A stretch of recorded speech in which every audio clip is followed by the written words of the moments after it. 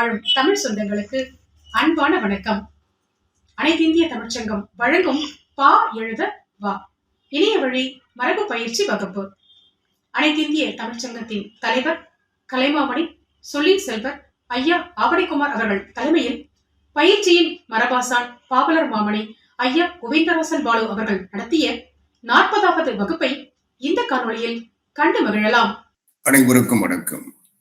அனைத்திந்திய தமிழ் சங்கம் நிகழ்த்துகின்ற பா எழுதவா இணைய வழி மரபு பயிற்சி இன்றைக்கு 40வது வகுப்பு. இதுவரை 39 வகுப்புகளை நாம் கடந்து வந்திருக்கிறோம்.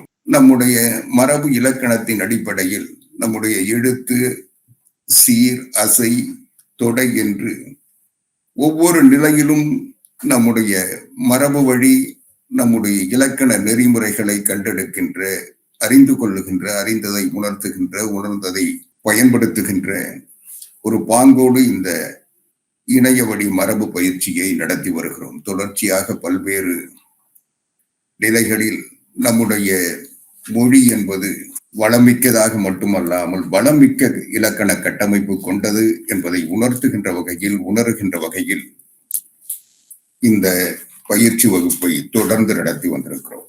இந்த இலக்கண வகுப்பில் நம்முடைய மரபு பாவலர் மாமணி கோவிந்தராசன் பாலு ஐயா அவர்கள் தொடர்ந்து நம்முடைய இலக்கிய வளங்களை, நம்முடைய பாடல் வகைகளை, அதனுடைய நயங்களை, நுட்பங்களை, அதை நாம் பயன்படுத்த வேண்டிய வழிமுறைகளை மிக தெளிவாக எடுத்து சொல்லி ஒரு சிறப்பான பயிற்சியை நமக்கு வழங்கி கொண்டிருக்கிறார்கள். பொதுவாக நம்முடைய செய்யுள் அமைப்பு முறை என்பது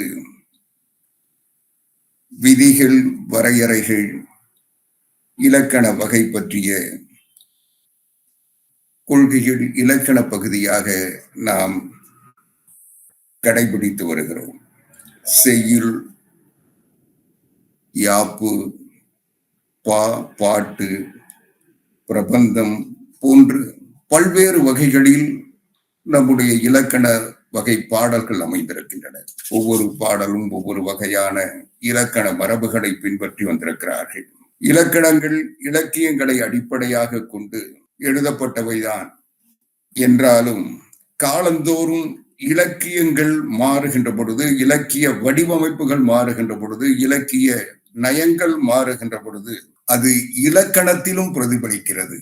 ஏனென்றால் தமிழை பொறுத்தளவில் தமிழ் இலக்கியங்களில் இருந்துதான் இலக்கணம் உருவாக்கப்பட்டிருக்கிறது. நம்முடைய இலக்கண வழிமுறைகளை வெளிப்படுத்துகிற நூலாக நாம் கிடைத்திருக்கின்ற அல்லது நாம் பயன்படுத்துகின்ற தொல்காப்பியம் உள்ளிட்ட அனைத்து நூல்களும் இலக்கியத்திலிருந்து கண்டெடுக்கப்பட்ட நயங்கள் தான் இலக்கணமாக வடிவமைக்கப்பட்டிருக்கின்றன. எனவே இலக்கியங்கள் மாறுகின்ற பொழுது, இலக்கிய நடைமுறைகள் மாறுகின்ற பொழுது, இலக்கிய வடிவங்கள் மாறுகின்ற பொழுது இலக்கணமும் மாற்றப்பட்டே வந்திருக்கிறது. எனவே இலக்கணம் என்பதற்கு அடிப்படையாக நாம் தொல்காப்பியம், நன்னூல் போன்ற நூல்களை நாம் பயன்படுத்தினாலும் பிறகு வந்த பிற்கால கவிஞர்கள், பிற்கால பாடலாசிரியர்கள் அதனுடைய நயங்களை, வளங்களை மாற்றி புதிய நடையை, புதிய இலக்கண மரபை உருவாக்கி வைத்திருக்கிறார்கள்.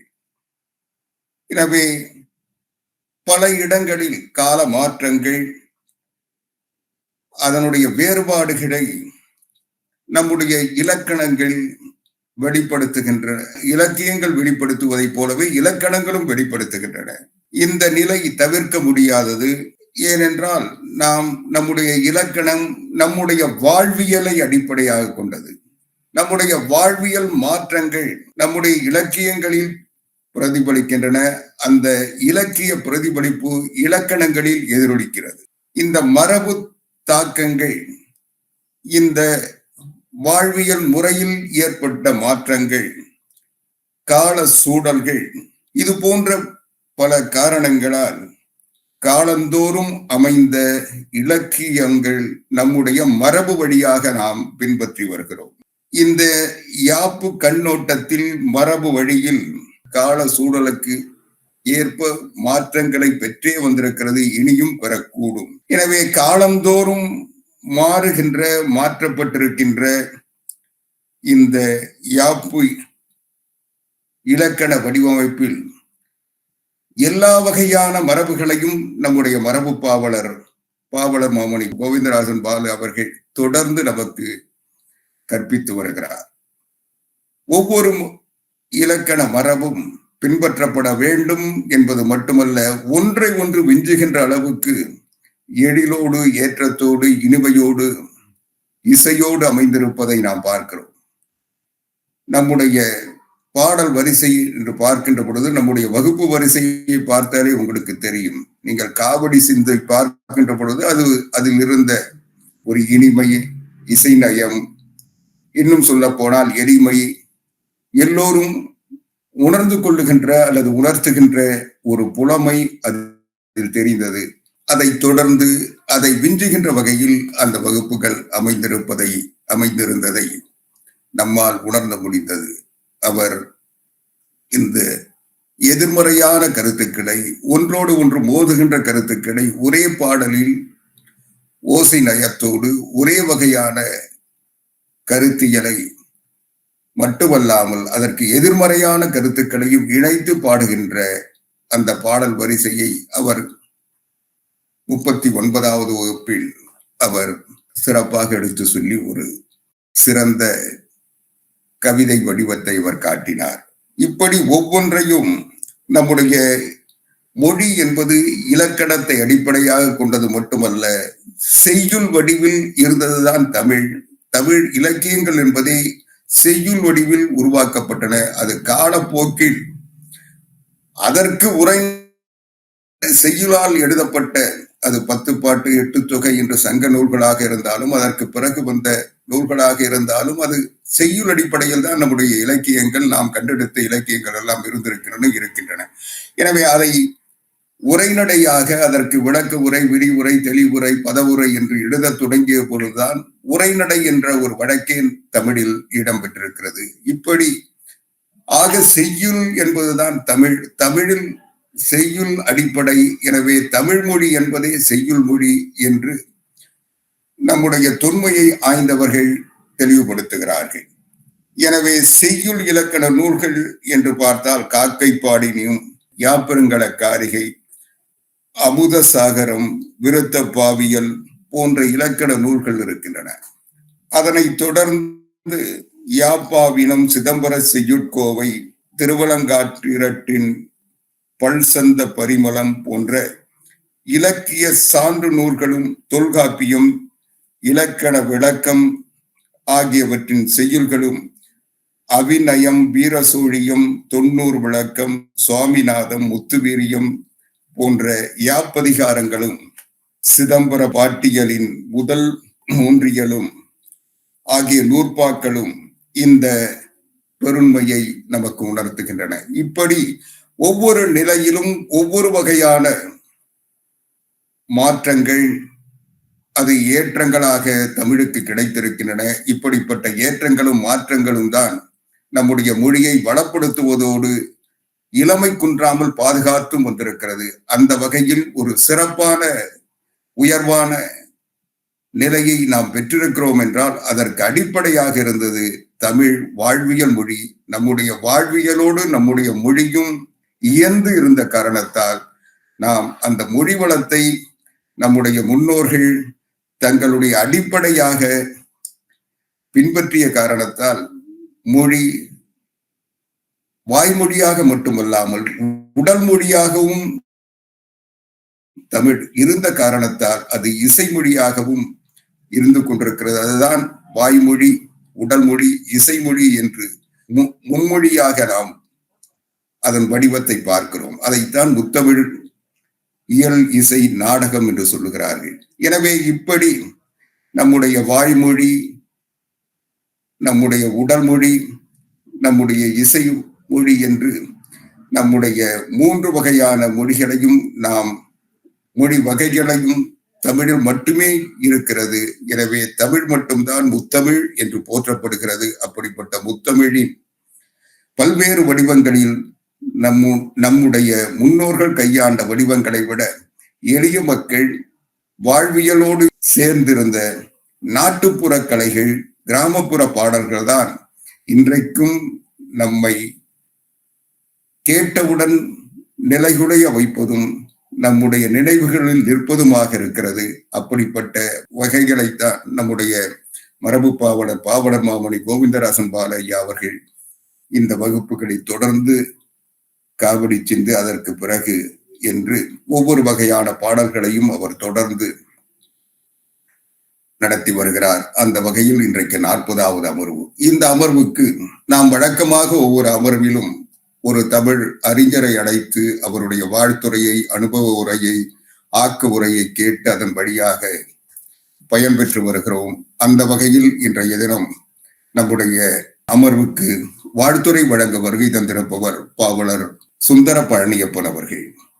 பன்ருட்டி செந்தமிழ் சங்கம் என்கின்ற அமைப்பின் வழியாக அறிமுகமாகி தொடர்ந்து பல்வேறு ஆண்டுகளாக நிலைகுலையாமல் நெறியோடு பன்ருட்டி செந்தமிழ் சங்கத்தை நடத்தி வருபவர். இன்றைக்கு உலகெங்கும் இருக்கின்றவர்களை ஒருங்கிணைத்து உலக பொங்கு தமிழ் சங்கம் என்கின்ற அமைப்பை நிறுவி அதன் வழியாக பல்வேறு தமிழ் பணிகளை சிறப்பாக செய்து கொண்டிருப்பவர். பல்வேறு நூல்களை தொடர்ந்து வெளியிட்டுக் கொண்டு இருப்பவர். அவருடைய தாயார் சகுந்தலா அம்மையார் அவர்களுடைய பெயரில் அவருடைய சகுந்தலா பதிப்பகத்தின் வழியாக பல்வேறு நூல்களை, பல்வேறு தொகை நூல்களை, தொகுப்பு நூல்களை மட்டுமல்லாமல் பல்வேறு கவிஞர்களின், எழுத்தாளர்களின் நூல்களை எல்லாம் வெளியிட்டு சிறப்பு செய்து கொண்டிருப்பவர். அவருடைய பிள்ளை தமிழ் உட்பட அவரை பற்றி பல்வேறு கவிஞர்கள் பல நூல்களை படைத்திருக்கிறார்கள். அது ஒன்றே அவருடைய சிறப்புக்கும், சீர்மைக்கும், பெருமைக்கும், போற்றுதலுக்கும் காரணமாக இருக்கும் என்று நம்புகிறேன். தொடர்ந்து தமிழ் பணியை தன்னுடைய அறப்பணியாக நினைத்து முழுமையாக செய்து கொண்டிருப்பவர்.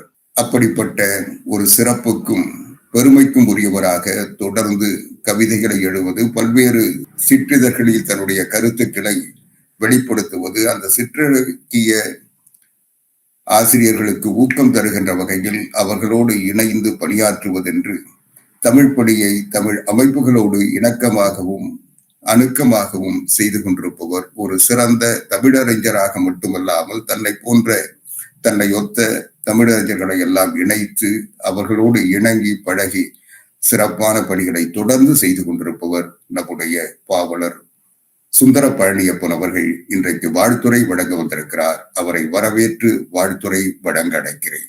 தாயையும் தமிழையும் வணங்கி தமிழையும் தர்க்கத்தையும் முண்டாசுக்குள் முடிந்த முறுக்கு மீசைக்கும் நறுக்கு சொல்லுக்கும் சொந்தக்காரன் என் பாட்டன் பாரதியை நினைவில் நிறுத்தி எங்கள் வாழ்வும் எங்கள் வளமும் மங்காத தமிழ் என்று சங்கெடுத்து முழங்கிய பாவேந்தன் பிறந்த புதுவை திசை நோக்கி வணங்கி வானாகி மண்ணாகி வலியாகி ஒலியாகி ஊனாகி உடலாகி உயிராகி என் நெஞ்சில் உறைந்த தமிழே, கோணாது என்னுள் குன்றாது நிறைந்து நிறைவாக என எழுத பணித்த தமிழே, உண்மையுமாய் இன்மையுமாய் நானாக நான் இருந்து பிறர் நலன் பேணிடவே பிறவி பலன் தந்த தமிழே, சிரமதிலே எம் தமிழை சிந்தையெல்லாம் நிறைத்து உளமாற தமிழ் பணி செய்த உவகையிலே உரைத்த தமிழே, பண்பாட்டு தமிழ் வளர்த்த பாரதியும் பாவேந்தரும் வாணி தாசனாரையும் வழிதொடர பணித்த தமிழே, அமுதோடு அழகு தமிழை என் அன்னை அவள் புகட்டிட்ட தமிழையன்றி வேறொன்றை புகழ்தல் தகுமோ, தமிழே தாயே உனக்கே என் முதல் வணக்கம்.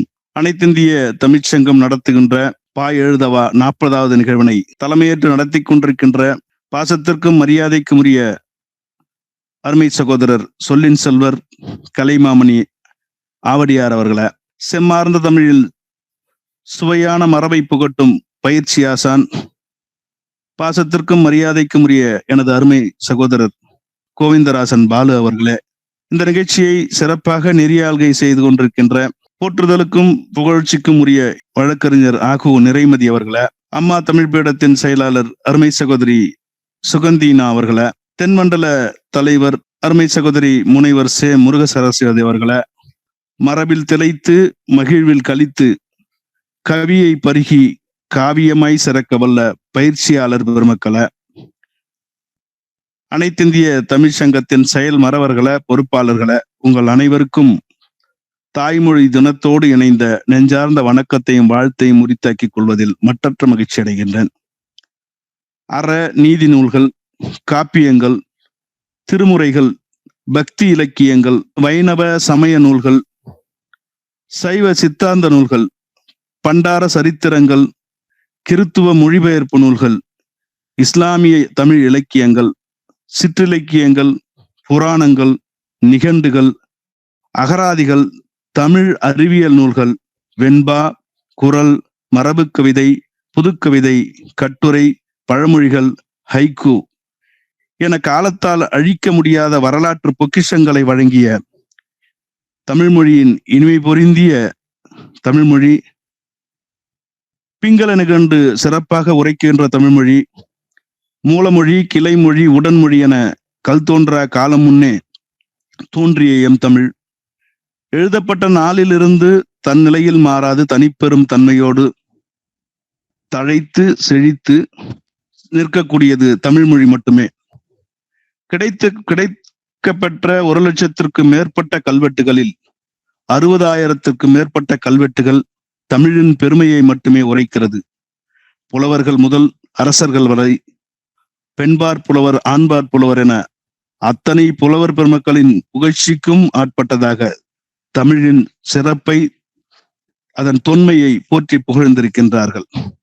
நற்றினை நல்ல குறுந்தொகை, ஒத்த பதிற்று பத்தோங்கு வரிபாடல், கற்றறிந்தார் ஏத்தும் கலியோகடம் புறம் என்று இத்திறன் 8 தொகை நூல் என 8 தொகை நூலின் சிறப்பையும் நாம் அறிவதற்கான நல்ல வாய்ப்பை நம் தமிழ் வழங்கியிருக்கிறது. என்றாலும் கடலாலும் கரையானாலும் அல் தமிழ் நாகரிகத்தாலும் தமிழரின் பேதமையாலும் அழிந்து போன நூல்கள் நீங்கள பெருமைகளை எடுத்து எம்பும் அமைப்புகள், சங்கங்கள், பேரவைகள், கல்வி நிறுவனங்கள் என பல பல தமிழ் பணிகளை பலர் செய்து வரும் வேளையில் தனக்கே உரித்தான தன்னிலையில் மாறாது தனித்துவத்தோடு நல்ல பல தமிழ் பணிகளை செய்து வரும் அனைத்திந்திய தமிழ் சங்கம் பா எழுதவா என நல்ல நல்ல கவிஞர்களை உருவாக்கும் முயற்சிக்கு முதற்கண் நான் சார்ந்த பண்ருட்டி தமிழ் சங்கத்தின் சார்பாகவும் அனைத்துலக பொங்கு தமிழ் சங்கத்தின் சார்பாகவும் உளமார்ந்த வாழ்த்துக்களை உரித்தாக்கி மிகின்றேன். ஆவடியார்பால் அன்பும் அமைப்பில் இணைந்தும் பணியாற்றியவன் என்பதாலே அண்ணனையும் அருமை சகோதரி நிறைமதியையும் அறிவேன் என்றாலும் அரசியல் பணி, சமுதாய பணி, எழுத்து பணி, அதனோடு இணைந்த நல்ல தமிழ் பணி. பொறாமை கொள்வேன் நானும் கூட ஆவடியாரை பார்த்து. மாலையிலே தூத்துக்குடியில், காலையிலே புதுவையில், காலையிலே கோவையில், மாலையிலே சென்னையில், இடையிடையே தொலைக்காட்சி விவாதங்களில். ஓய்வறியா உழைப்பாளி, அவருடைய மீசையை போல மனதாலும் பெரிய மனிதர். அருமை அண்ணன் தமிழ் பணியில் என்றும் என்றும் நான் இருப்பேன் என்ற உவகையோடு எது கவிதை, அழகியில் உணர்ச்சியுடைய ஓசை சந்தத்துடன் ஒத்திசை பண்பு சொற்களால் கோர்க்கப்பட்ட ஒரு எழுத்து இலக்கிய வடிவமே கவிதை. அழகியல், ஒலி குறியீடுகள், இடம், இயல்பான பொருள், அவற்றோடு உணர்ச்சி, கற்பனை, கருத்துக்களை உள்ளடக்கியது கவிதை. ஆனால் இன்றைய தற்போதைய கவிதைகளின் நிலை பாடும் பாடு சொல்லி மாளாது, மரபில் கூட வேண்டாம். என் பாட்டன் உரைத்த உரைநடை கவிதை என்றாலும் கூட பரவாயில்லை.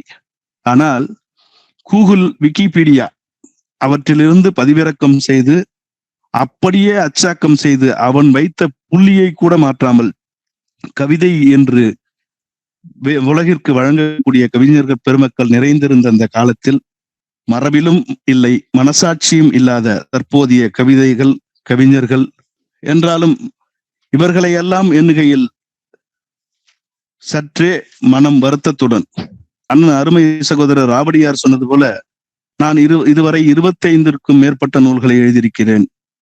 அனைத்துலக பொங்குதமிழ் சங்கத்தின் சார்பாக 25 நூல்களை தொகுத்து வெளியிட்டிருக்கின்றேன்.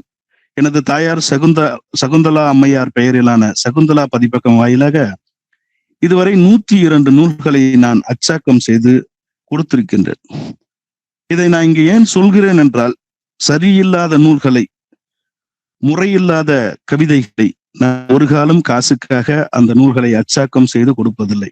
திரும்ப கொடுத்து வேறு எந்த பதிப்பகத்தில் வேண்டுமானாலும் வெளியிட செய்து கொள்ளுங்கள் என்று சொல்லியுள்ளேன். பல நூல்களுக்கு நான் 25 நூல்கள் அச்சாக்கம் செய்து கொடுத்திருந்தாலும் கூட பல நூல்களுக்கு அருமை சகோதரர் ஆவடியார் அவர்களே வாழ்த்துரை வழங்கிய நல்ல தருணத்தையும் நான் சந்தித்து நிற்கின்றேன். என்னுடைய 17வது நூல் முகில் என்று நினைக்கிறேன். அந்த நூல்ல ஹைக்கூ சார்ந்தவர்களிடம் இதற்கு வாழ்த்துரை வழங்க வேண்டும் என்ற நல்ல எண்ணத்தோடு சிலரையும் நாடினேன். அந்த வகையில் நான் ஆவடியாரிடத்தும் அந்த புத்தகத்தை கொடுத்த போது என்னை வெகுவாக பாராட்டிய பெருமகனார். அன்றைக்கு ஹைக்கூ நாமும் எழுதலாம் என்ற நல்ல எண்ணத்தை என்னுள் விதைத்த பெருமகனார். ஹைக்கூ சிறப்பாக இருக்கிறது என்று அதற்கு தமிழ் கவிதையின் சிறப்பை அருமையை வரி வரியாக கோடிட்டு 6 பக்கங்களுக்கு வாழ்த்துரை வழங்கிய பெருமகனார். நல்லது வாழ்த்துறையை அன்று வழங்கியது இன்றைக்கு நான் பல நூல்களை எழுதுவதற்கும் ஆக்கப்பூர்வமான செயல்களை செய்வதற்கும் என்னை பணித்த ஆவடியாருக்கு இந்த தருணத்தில் நான் நன்றியை உரித்தாக்கி மகிழ்கின்றேன். எத்தனையோ பணிகள் தமிழகத்தில் பல்வேறு சங்கங்கள் பல்வேறு விதமான பணிகளை முன்னெடுத்து செய்து கொண்டிருந்தாலும் கூட பெயர் சொல்லக்கூடிய சங்கங்கள் சிலவற்றை நான் தமிழகத்தில் காணுகின்றேன். நிறைய சங்கங்கள் தன்னுடைய ஆதாயத்திற்காக தன் அமைப்பை முன்வைத்து வழிநடத்தி சென்று கொண்டிருந்தாலும் கூட அருமை சகோதரர் ஆவடியார் அந்த அமைப்பில் சற்றும் பிரதிபலன் பாராமல் பிறர் நலன் பேணுவதையே ஒரு பெரும் பேராக எண்ணி சிறப்பாக பணியாற்றி வருவது என் போன்ற இளைஞர்கள் தமிழ் பணியாற்றுவதற்கு ஒரு ஊந்துதலாகவும் ஊன்றுகோலாகவும் இருக்கிறது என்பதை உளமாற இங்கே உரைப்பதில் நான் மட்டற்ற மகிழ்ச்சி அடைகின்றேன்.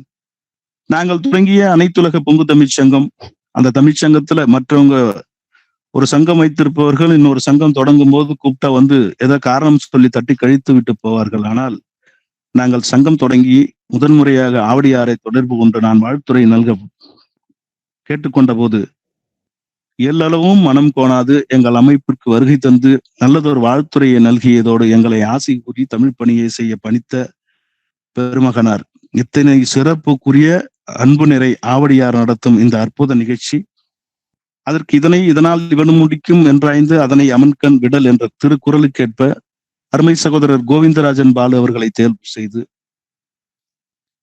இவரோடு இவர் இணைந்தால் மணக்கும் பூவோடு நாரும் போல மணக்கும் என்பது போல ஆகச்சிறந்த கவிஞரை முன்னெடுத்து பயிற்சி வகுப்பு ஆசானாக நடத்திட இங்கே பணித்திருக்கின்ற ஆவடியார் அவர்களுக்கும் இந்த பணியை செம்மையாக செய்து கொண்டிருக்கின்ற எனது அருமை சகோதரர் கோவிந்தராஜ் பாலு அவர்களுக்கும் இந்த தருணத்தில் நான் நன்றியை உரித்தாக்க மகிழ்கின்றேன். தற்போதைய கவிஞர்கள் எது வேண்டுமானாலும் கவிதை, எப்படி வேண்டுமானாலும் கவிதை இருக்கலாம் என்றில்லாமல் இப்படித்தான் இருக்க வேண்டும், இப்படித்தான் கவிதை அமைக்க வேண்டும், கவிதையின் சிறப்பு இப்படி அமையப்பெற வேண்டும் என்ற நல்ல எண்ணத்தோடு இந்த பயிற்சி வகுப்பை முன்னெடுத்திருப்பது பாராட்டுதற்குரியது. நிறைய கவிஞர்கள் மரபு வெண்பா எதையுமே அறியாமல் நான் சொன்ன மாதிரி விக்கிபீடியாவிலும் கூகுள்ல இருந்து காப்பி எடுத்து அதையே கவிதையாக்கி இங்க உலா வருகின்ற ஒப்பற்ற கவிஞர்களுக்கு நல்லதொரு பாடத்தை நடத்தி அவர்கள் நெற்றி போட்டில் அடிப்பது போல இந்த அளப்பரிய செயலை செய்து கொண்டிருக்கின்ற அனைத்துலக பொங்கு தமிழ்ச் சங்கம் சீரிய சிந்தனையில் சிறப்பான செயலாக முன்னெடுத்து எழுதவா எனும் தொடர் நிகழ்வினை கிட்டத்தட்ட ஒரு நிகழ்வு 2 நிகழ்வு நடத்துகின்ற போதே பல்வேறு இடர்பாடுகள் பிணக்குகள் வருவது இயல்பு. அவற்றையெல்லாம் கடந்து இன்றைக்கு 40வது நிகழ்வை முன்னெடுத்து நடத்தி கொண்டிருப்பது போற்றுதலுக்குரியது, சிறப்புக்குரியது. அத்தனை சிறப்பு வாய்ந்த செயலை செய்து நல்ல கவிஞர்களை உருவாக்கும் நல்ல பணிக்கு ஆகச்சிறந்த பயிற்சியாளராக அருமை சகோதரர் கோவிந்தராஜன் பாலு அவர்களை கொண்டு சிறப்பான பணி செய்யும் ஆவடியார் அவர்களுக்கும் அனைத்திந்திய தமிழ்ச் சங்கமும் எழுதும் பயிலரங்கமும் பல 100 நிகழ்வுகளோடு பாரில் வலம் வர எல்லாம் வல்ல இறைவனை வேண்டி வாழ்த்தி வணங்கி வாய்ப்புக்கு நன்றி கூறி விடைபெறுகிறேன். நன்றி, வணக்கம். மிகவும் சிறப்பான வகையில் மரியாதைக்குரிய பாவலர் சுந்தர பழனியப்பன் அவர்கள் அவருக்கே உரித்தான தன்னடக்கத்தோடு பல்வேறு கருத்துக்களை நிறைவாகவும் விரைவாகவும் எடுத்து வைத்து தன்னுடைய வாழ்த்துறையை ஒரு முத்தாய்ப்பான உரையாக வழங்கியிருக்கிறார்கள். மரியாதைக்குரிய பாவலர் சுந்தர பழனியப்பன் அவர்கள் எடுத்து சொன்ன கருத்துக்கள் இன்றைய கவிஞர்களின் கற்பனை வளத்தை காட்டுவதாக அமைகிறது. ஏனென்றால் பல்வேறு கவிஞர்கள் அவர் சொன்னதை போல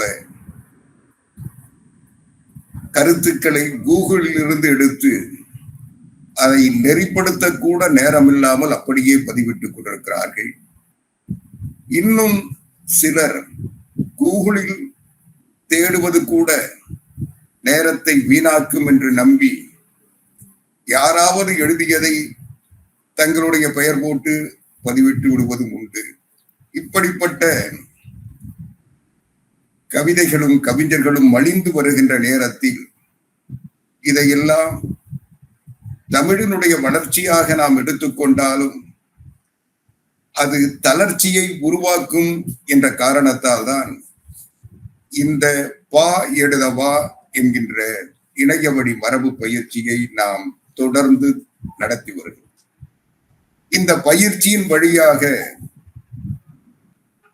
நேரலையில் நடக்கின்ற பொழுது கலந்து கொள்ளவில்லை என்றாலும் இதற்கு பிறகு நாம் கடகமுரசு தமிழ் காட்சி ஊடகத்தில் வெளியிடுகின்ற பொழுது பல்லாயிரக்கணக்கான உலகம் முழுவதும் இருக்கின்றவர்கள் அதை பார்த்து பயன்பெற்று வருகிறார்கள் என்று அறிகின்ற பொழுது நம்முடைய முயற்சி ஒரு சரியான முயற்சி, சிறப்பான முயற்சி, தேவையான முயற்சி.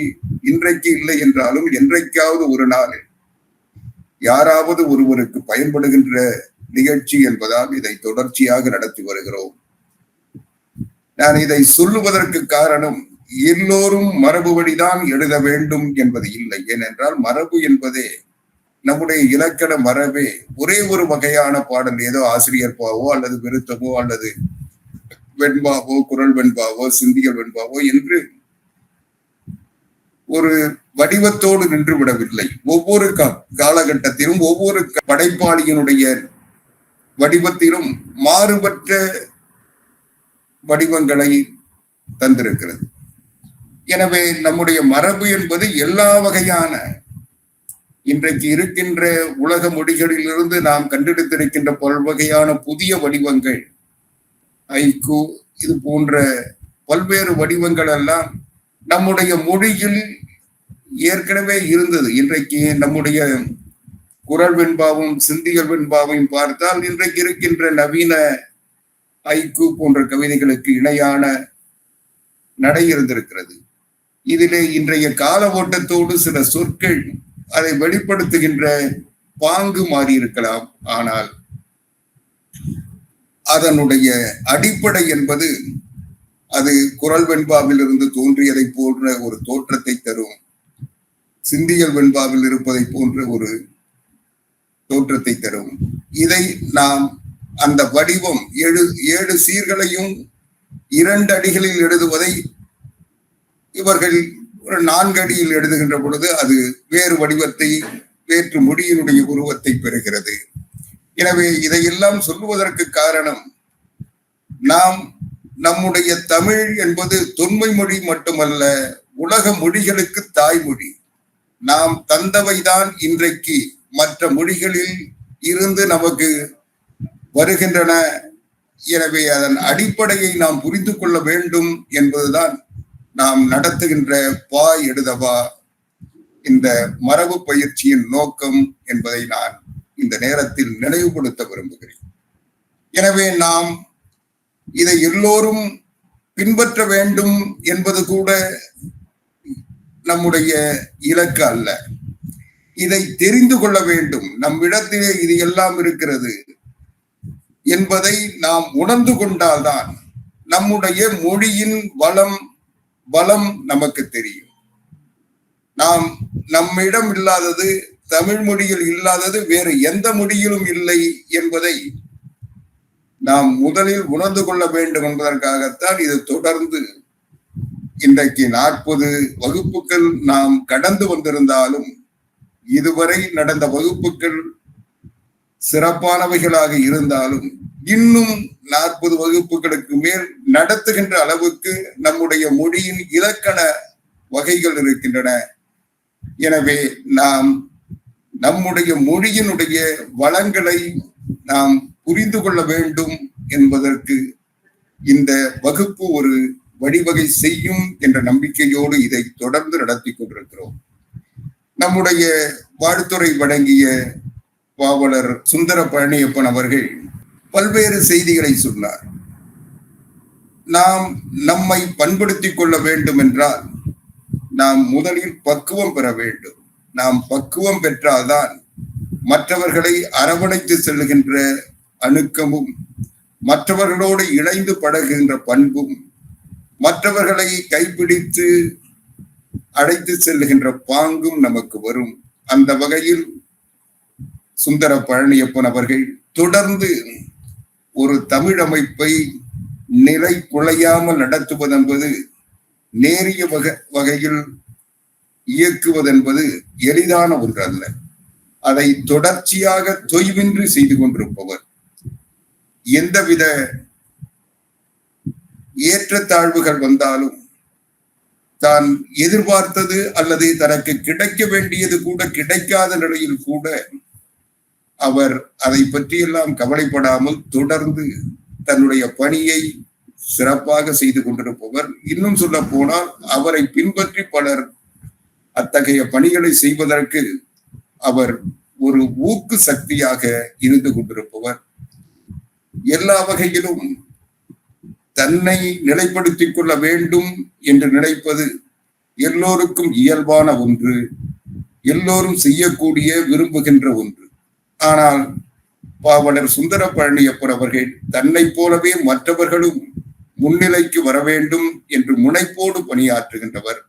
அப்படிப்பட்ட சிறப்புக்கும் பெருமைக்கும் உரியவராக விளங்குகின்ற பண்ருட்டி செந்தமிழ் சங்கத்தினுடைய தலைவர், உலக பொங்கு தமிழ் சங்கத்தின் தலைவர் என்று தமிழ் பணியாற்றுகின்ற தமிழறிஞர் சகுந்தரா பதிப்பகத்தின் நிறுவனர் என்று தமிழ் தடயங்களை பதிவு செய்கின்ற தனிப்பெரும் பணியை சிறப்பாக செய்து கொண்டிருப்பவர் என்று பல முகங்கள் கொண்டு தமிழ் பணியாற்றுகின்ற மரியாதைக்குரிய சுந்தர பழனியப்பன் அவர்கள் இங்கே வருகை தந்து வாழ்த்துறை வழங்கியதற்காக அனைத்திந்திய தமிழ் சங்கத்தின் சார்பில், உங்கள் அனைவரின் சார்பில் நன்றி தெரிவித்து அவரை பாராட்டுகிறேன், வாழ்த்துகிறேன்.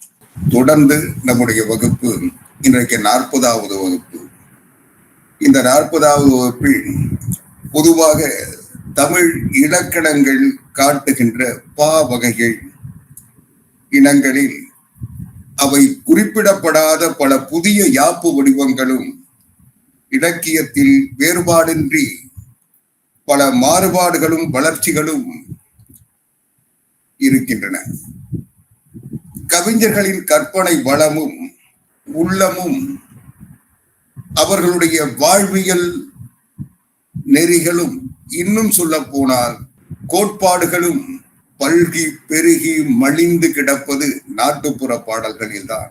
அந்த நாட்டுப்புற பாடல் வடிவங்களை நம்முடைய மரபுவழி ஆசான் பாவலர் மாமணி கோவிந்தராசன் பாலு அவர்கள் மிக சிறப்பான வகையில் வெளிப்படுத்தி வருகிறார். அந்த வகையில் இன்றைக்கு 40வது அமர்வுக்கு வருகை தந்திருக்கின்ற அவரை மனதார வரவேற்று இந்த வகுப்பை அவரிடம் ஒப்படைக்கிறேன். வாழ்க தமிழ். அனைத்திந்திய தமிழ் சங்கத்தினுடைய நிறுவனர், சொல்லில் செல்வர் ஐயா அவர்களுடைய சீரிய வழிகாட்டலிலே இந்த பா எழுதவா என்ற இந்த நிகழ்வானது தொய்வில்லாமல் தொடர்ந்து நடைபெற்றுக் கொண்டிருக்கிறது. அந்த வகையிலே இன்றைக்கு வகுப்பு 40, 20, 40, 60, 80 என்ற நிலைகளை எல்லாம் கடக்கின்ற பொழுது ஒரு மாற்றம் இருக்கும் வாழ்க்கையிலே மனிதர்களுக்கு.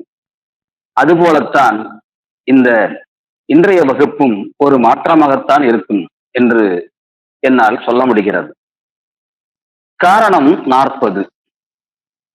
40 என்பது வயதை மட்டுமல்ல, வாழ்க்கையினுடைய பாடத்தையும் குறிக்கிறது. 20 என்பது இளமை துள்ளலாக இருக்கின்ற சூழல். 60 என்பது அமைதியான ஒரு நிலை. ஆனால் 40 என்பதோ இரண்டுக்கும் நடுவிலே பாலமாக இருக்கின்றது. அதுபோலத்தான் இன்றைய வகுப்பும் இருக்கும் என்று என்னால் சொல்ல முடிகிறது. இன்றைய தினம் வாழ்த்துரை வழங்க வந்த ஐயா சுந்தர பழனியப்பன் அவர்கள் இவர் சுந்தரமான பழனிக்கு அப்பனாக இருக்கின்ற ஈசன் பெயரை கொண்டவர். பன்ருட்டி செந்தமிழ் சங்கத்தினுடைய நிறுவனராகவும் அனைத்திந்திய பொங்கு தமிழ் சங்கத்தினுடைய அமைப்பாளராகவும் இருந்து தமிழை நாள்தோறும் வளர்க்கின்றார். அந்த தமிழ் வளர்க்கின்ற பணியை யாரெல்லாம் செய்கின்றார்களோ அவர்களெல்லாம் தமிழ் போல நிச்சயமாக வாழ்வார்கள். ஒரு அழகிய நாள் இன்று. காரணம் தாய்மொழி திருநாள்.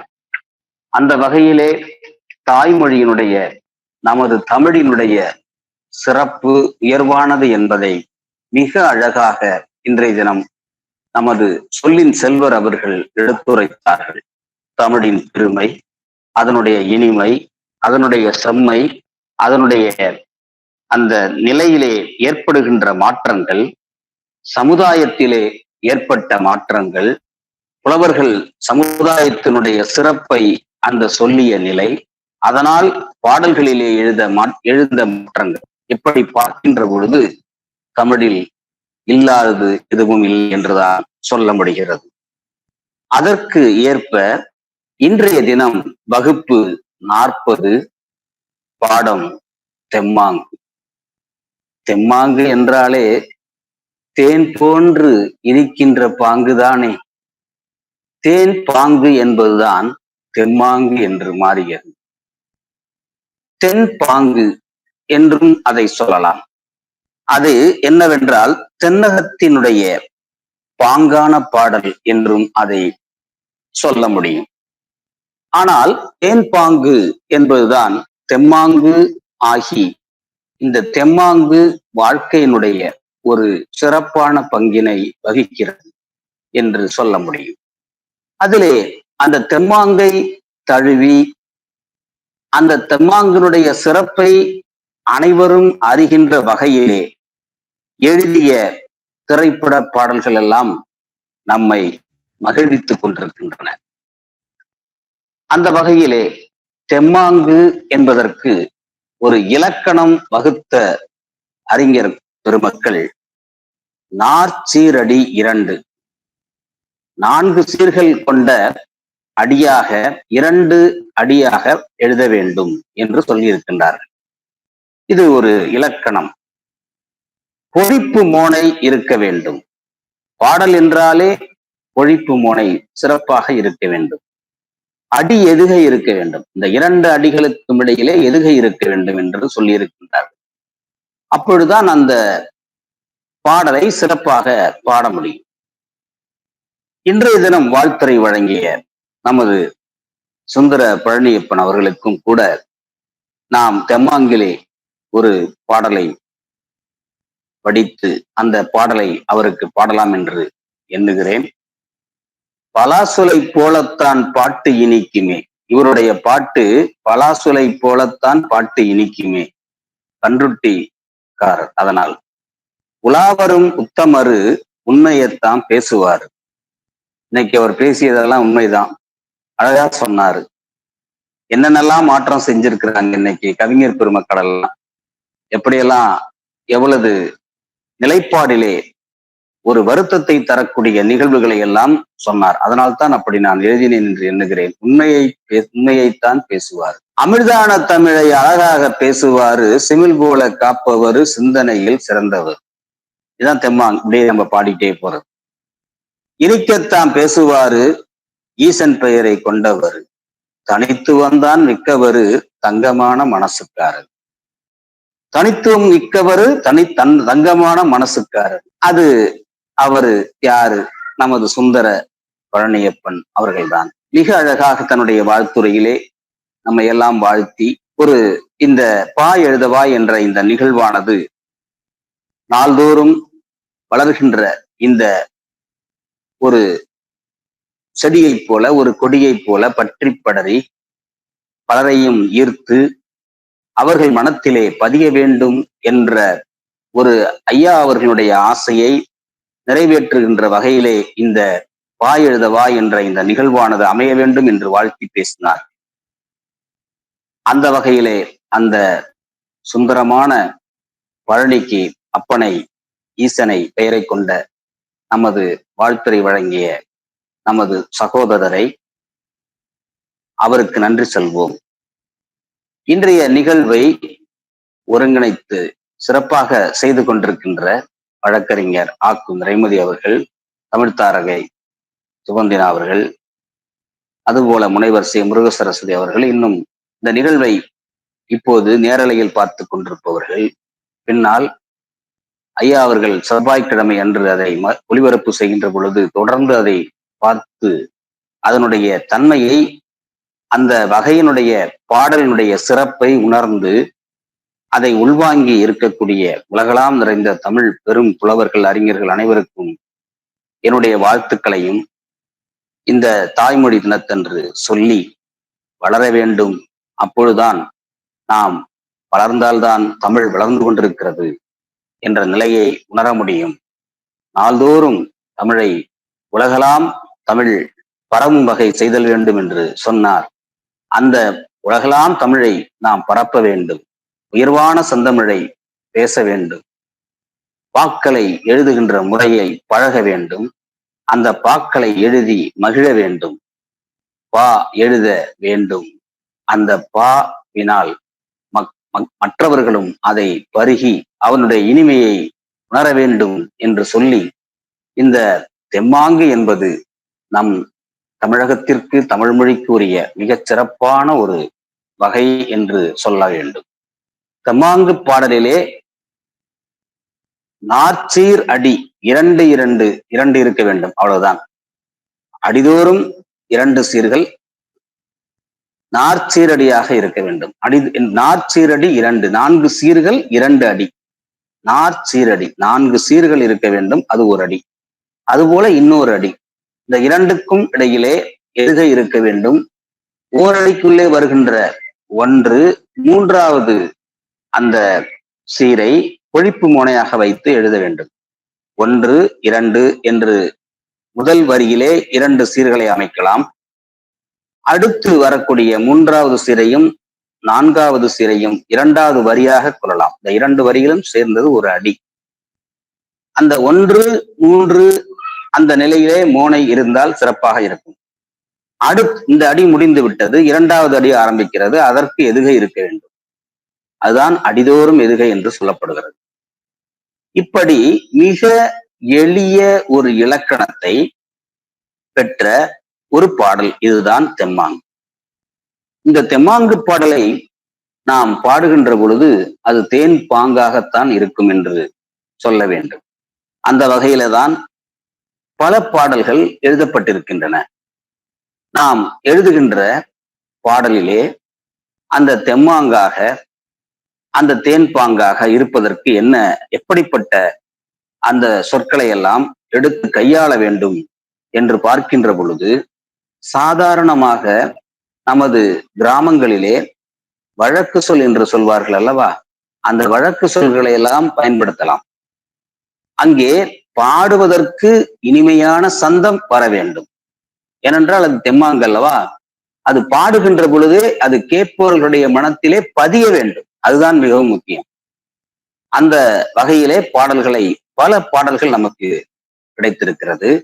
ஒரு பாடல், வாழையடி உன் கூந்தல், வாழையடி உன் கூந்தல் வைரமடி பற்காவி. அவளுடைய அந்த பல்லுடைய காவி, அந்த நிறமானது வைரமா இருக்குதான், பலன்னு அந்த காவின்னு சொல். வைரமடி பற்காவி, ஏழையடி நான் உனக்கு இரங்கலையோ உன்மனது. ஒரு தலைவன் அவன் காதல் செய்கின்ற ஒரு தலைவியை பார்த்து இவ்வாறு சொல்லுகின்றான், அவளை புகழ்கின்றான். வாழையடி உன் கூந்தல் வைரமடி பற்காவி, எழையடி நான் உனக்கு இரங்கலையோ உன் மனது. அப்படி அந்த பாடலாக அதை பாடலாம். அதற்கு பதிலாகவும் ஒரு பெண் பாடுவது போல, தலைவி பாடுவது போலவும் அமைத்திருப்பார்கள். அது எப்படி இருக்கும் என்றால், சாரட்டு வண்டிக்காரா, சலங்கை போட்ட மாட்டுக்காரா, மாட்ட அடிக்காதேடா, நானும் கூண்டுக்குள்ள வருகிறேன்டா. இப்படி சாதாரண மிக எளிய சொற்களை பயன்படுத்தி பாடல் எழுதப்பட்டிருக்க வேண்டும். சாரட்டு வண்டிக்கார், சாரட் அப்படின்னு குதிரை, அந்த குதிரையில போறான். சலங்க போட்ட மாட்டுக்கார், ஆனா அந்த வண்டி தான் அப்படி இருக்கு, ஆனா மாடு ஓடும். அந்த மாடு கழுத்திலே சலங்க இருக்கு. அந்த ஒரு பாடல் கூட சொல்லியிருப்பாங்க, நல்ல மிக ஜல் ஜல் ஏனும் சலங்கை ஒலி அப்படின்னு அந்த பாடல் கூட எழுதியிருப்பாங்க. உணர்ந்து அதெல்லாம் எழுதுனது. அதெல்லாம் கண்டு கேட்டு உண்டு உயிர்த்து அப்படின்னு சொல்லுவோம் இல்லைங்களா? அதுபோல கிராமங்களிலே அதை நாம் பார்க்கின்ற அந்த காட்சிகளை எல்லாம் படமாக்கி கருத்திலே உள்வாங்கி அதை வெளிப்படுத்தி இருக்கிறார்கள். அத்தகைய சிறந்த பல பாடல்களிலே ஒரு சில பாடல்களை மட்டும் உங்களுக்கு நான் அறிய தரலாம் என்று எண்ணுகிறேன். இந்த தெம்மாங்கு பாடலிலே ஒரு பாடல் பார்த்தீர்கள் என்றால், கடுவெட்டி கல்விக்க கம்புசோ, காடுவெட்டி கல்புருக்கி கம்புசோளம் தென விதைச்சி காலமால காட்ட காக்க தங்க ரத்தினமே கண் விழித்திருந்தானா பொண்ணு ரத்தினமே. இப்படி பாருங்க, காடு வெட்டி கல்புருக்கி கம்பு சோளம் தினை வச்சு, அப்பனா அந்த இடம் எப்படி இருக்கு பாருங்க, திணை விதைக்கக்கூடிய ஒரு இடமாக இருந்திருக்கிறது. கம்பு சோளம் விதைக்கக்கூடிய வானம் பார்த்த பூமி என்று சொல்வார்கள். காலமால காட்ட காக்க, அந்த காடுன்னு சொல்றாங்க போய், அதை விட ஒரு நிலன் கூட சொல்ல பாருங்க. அத காக்கிறதுக்காக வர்றான் இந்த கம்பையும் சோளத்தையும். தங்க ரத்தினமே கண் விழித்திருந்தானா பொண்ணு ரத்தினமே, இப்படி பாடக்கூடிய பாடல் தான் அந்த தெம்மாங்கு வகை பாடல். இப்படி அந்த தெம்மாங்கு பாடலை நாம் பாடுகின்ற பொழுது அதிலே சுவை இருக்கும். அந்த சுவையுடைய உச்சக்கட்டத்தை பல பாடல்கள் திரைப்படத்துறையிலே பார்த்திருக்கிறோம். குறிப்பாக பட்டுக்கோட்டை கல்யாண சுந்தரம் எழுதிய பல பாடல்களிலே இந்த தெம்மாங்கு வகையானது கையாளப்பட்டிருக்கிறது என்பதை பார்க்கின்ற பொழுது அந்த சுவை மிகச்சிறப்பாக நமக்கு உணர முடிகிறது. சில தளபதிகள் இருக்கலாம், 2 4 சீர்கள் என்று சொல்லி இருக்கிறோம். அந்த 4 சீர்களிலே சில வேளைகளிலே அந்த திரைப்பட அந்த நிலைக்காக 3 சீர்களாக சில நேரங்களிலே மாற்றி அமைத்திருக்கலாம், 2 சீர்களாக கூட மாற்றி அமைத்திருக்கலாம். ஆனால் அங்கே எதுகை இருக்க வேண்டும், மோனை இருக்க வேண்டும். அந்த 2ம் இருந்தால் இன்னும் சிறப்பாக இருக்கும். இன்னும் சொல்ல போனால் இது இசைக்கு ஏற்ற வகையில இருக்க வேண்டும் என்று நான் ஆரம்பத்திலே குறிப்பிட்டது போல, இந்த பட்டுக்கோட்டையார் அவர்கள் எழுதிய ஒரு சிறந்த தெம்மாங்கு பாடலாக இதை நான் பார்க்கின்றேன். சும்மா கிடந்த நிலத்தை கொத்தி சோம்பல் இல்லாம ஏன் நடத்தி, கம்மா கரைய ஒசத்து கட்டி கரும்பு கொல்லையில் வாக்கியா வெட்டி, சம்பா பயிரை பறிச்சு நட்டு தகுந்த முறையில் தண்ணீர் விட்டு, நெல்லு விளைஞ்சிருக்கு வரப்பு உள்ள மறைஞ்சிருக்கு. இதுதான் கவிஞனுடைய சிறப்பு. இந்த தெம்மாங்கு பாடுறப்பயே கவிஞனுடைய அந்த தனித்துவத்தை என்ன உணர்த்துகிறார் என்றால், நெல்லு விளைஞ்சிருக்குதான், அதுல வரப்பு உள்ள மறைஞ்சிருக்குதான். எப்படி பாரு, அப்பனா அந்த அளவுக்கு வரப்பே தெரியாத அளவுக்கு இந்த நெல் இந்த பக்கம் அந்த பக்கம் வயல்ல விளைஞ்சு கிடக்கு அப்படிங்கிறத கவிஞன் தன்னுடைய அந்த காட்சியை புலப்படுத்துகிறான் பாருங்க. அதுதான் அதை உணர வேண்டும். அந்த சொற்களுடைய அந்த மிடுக்கு எப்படி இருக்கிறது பாருங்கள். அடக்காடு வேலஞ்சன்ன மச்சான் நமக்கு கையங்கால் தானே மிச்சம் அப்படின்னு கடைசியா ஒரு தத்துவத்தை வைக்கிறார். நல்லாதான் விளைஞ்சு கிடக்கு, ஆனா நமக்கு கையங்கால் தானே மிச்சம். இது ஒரு சமத்துவம். அந்த தத்துவ பாடலாக இதை வெளிப்படுத்துகிறார். ஆனால் பாடுகின்ற முறை இது தெம்மாங்கு வகையிலே எழுதப்பட்டிருக்கிறது என்பதை நாம் உணர வேண்டும். சும்மா கிடந்த நிலத்தை கொத்தி சோம்பல் இல்லாம தேர் நடத்தி, கம்மா கரைய ஒசத்தி கட்டி கரும்பு கொல்லையில் வாய்க்கால் வெட்டி, எப்படி எல்லாம் எழுதியிருக்கிறார் பாருங்கள். அப்போ அந்த தெம்மாங்கினுடைய சிறப்பை சொல்லுகின்ற விதமாக இருவரும் பாடுவதாக, தலைவனும் தலைவியும் பாடுவதாக எழுதியிருக்கிறார். வாழ செழிக்குது சோளத்தழைக்குது, ஏழைகளுக்கு இதில் என்ன கிடைக்குது? அவரு சும்மா விடல பாருங்க. கடைசியில ஏழைக்கு என்ன கிடைக்குது? வாழதெல்லாம் செழிக்குது, சோலையும் தழைக்குது. ஆனா ஏழைக்கு என்ன கிடைக்குது? உழக்குடிக்குது, ஒண்டி கிடக்குது, உழக்குடிக்குது, நாளக்கழிக்குது, ஓலக்குடிசையில் ஒண்டி கிடக்குது. இப்படி எல்லாம் கொண்டாந்துருக்காரு பாருங்க. தத்துவத்தை தான் ஒரு தத்துவ நிலையை உணர்த்துகின்ற வகையிலே இந்த தெம்மாங்கு பாடலிலே எவ்வாறு அதை சொல்லுகிறார் என்பதை நாம் உணர வேண்டும். மாடா உழைச்சவன் வாழ்க்கையில பசி வந்திட காரணம் என்ன மச்சான்? அவன் தேடிய செல்வங்கள் வேறே இடத்தில் சேர்வதினால் வரும் தொல்லையடி. இது ஒரு கேள்வி மாதிரி இருந்தாலும் ஆனா சொல்லுகின்ற விதம் எப்படி இருக்கிறது பாருங்கள். பஞ்ச பரம்பரை வாழ்வதற்கு இனி பண்ண வேண்டியது என்ன மச்சான்? பஞ்ச பரம்பரை அது வீழ்வதற்கு அப்படின்னு இருக்கணும். இனி பண்ண வேண்டியது என்ன மச்சான்? தினம் கஞ்சி கஞ்சி என்றால் பானை நிறைய அது சிந்திச்சு முன்னேற வேணுமடி. அந்த பாடுகின்ற அந்த நிலையில அப்படியே சிந்தனை கருத்துக்களை, சமத்துவத்தையும் தத்துவத்தையும் பூர்த்தி கொண்டே வராரு பாருங்க. தன்னுடைய கவித்திறனை வெளிப்படுத்துகிறார். அதே நேரத்திலே அந்த நிலையை எடுத்து காட்டுகிறார், படம் பிடித்து அப்படியே காட்டுறார். அந்த இடத்துல அந்த ஒரு வயல்ல எப்படி இருக்குது, இவங்க ரெண்டு பேரும் பாடுகின்ற தலைவனும் தலைவியும் பாடுவது போல அந்த நிலை என்ன? அடக்காடு வேலஞ்சென்ன மச்சான், நமக்கு கையுங்காலும் தானே மிச்சம், என்ன உழைச்சி என்ன பையன் அப்படிங்கிறத மிக அழகாக இந்த தெம்மாங்கு பாடல்ல நமது பட்டுக்கோட்டை கல்யாண சுந்தரம் அவர்கள் அற்புதமாக இதை வெளிப்படுத்தி இருக்கிறார் என்றுதான் நான் சொல்கின்றேன். அதே போல பல பாடல்களிலே இந்த தெம்மாங்கு நிலையை உணர்த்துகின்ற ஒரு சூழலை பார்க்கின்ற பொழுது சில பாடல்களில் ஒரு சற்று தழுவலாகவும், சில பாடல்கள் அப்படியே இலக்கணத்தையும் பின்பற்றியும் இருக்கின்ற ஒரு நிலையை பார்க்கின்ற பொழுது மனம் மிகவும் மகிழ்ச்சியாக இருக்கிறது. இதே போல நாமும் ஏன் படிக்கக்கூடாது, நாம் எழுதக்கூடாது? சாதாரண வார்த்தைகள், இதில் இலக்கணத்தை நாம் அதிகமாக கொண்டு வர வேண்டியதில்லை, தலை வேண்டியதில்லை, மாமுன் நிறை விளமுன் நேர் காய்முன் நேர் அதையெல்லாம் பார்க்க வேண்டாம். ஆனால் அந்த கவித்துவம் இருக்க வேண்டும், அதுதான் முக்கியம். எல்லோரும் எழுதுவது முக்கியம் இல்ல, அதை பாட வேண்டும்.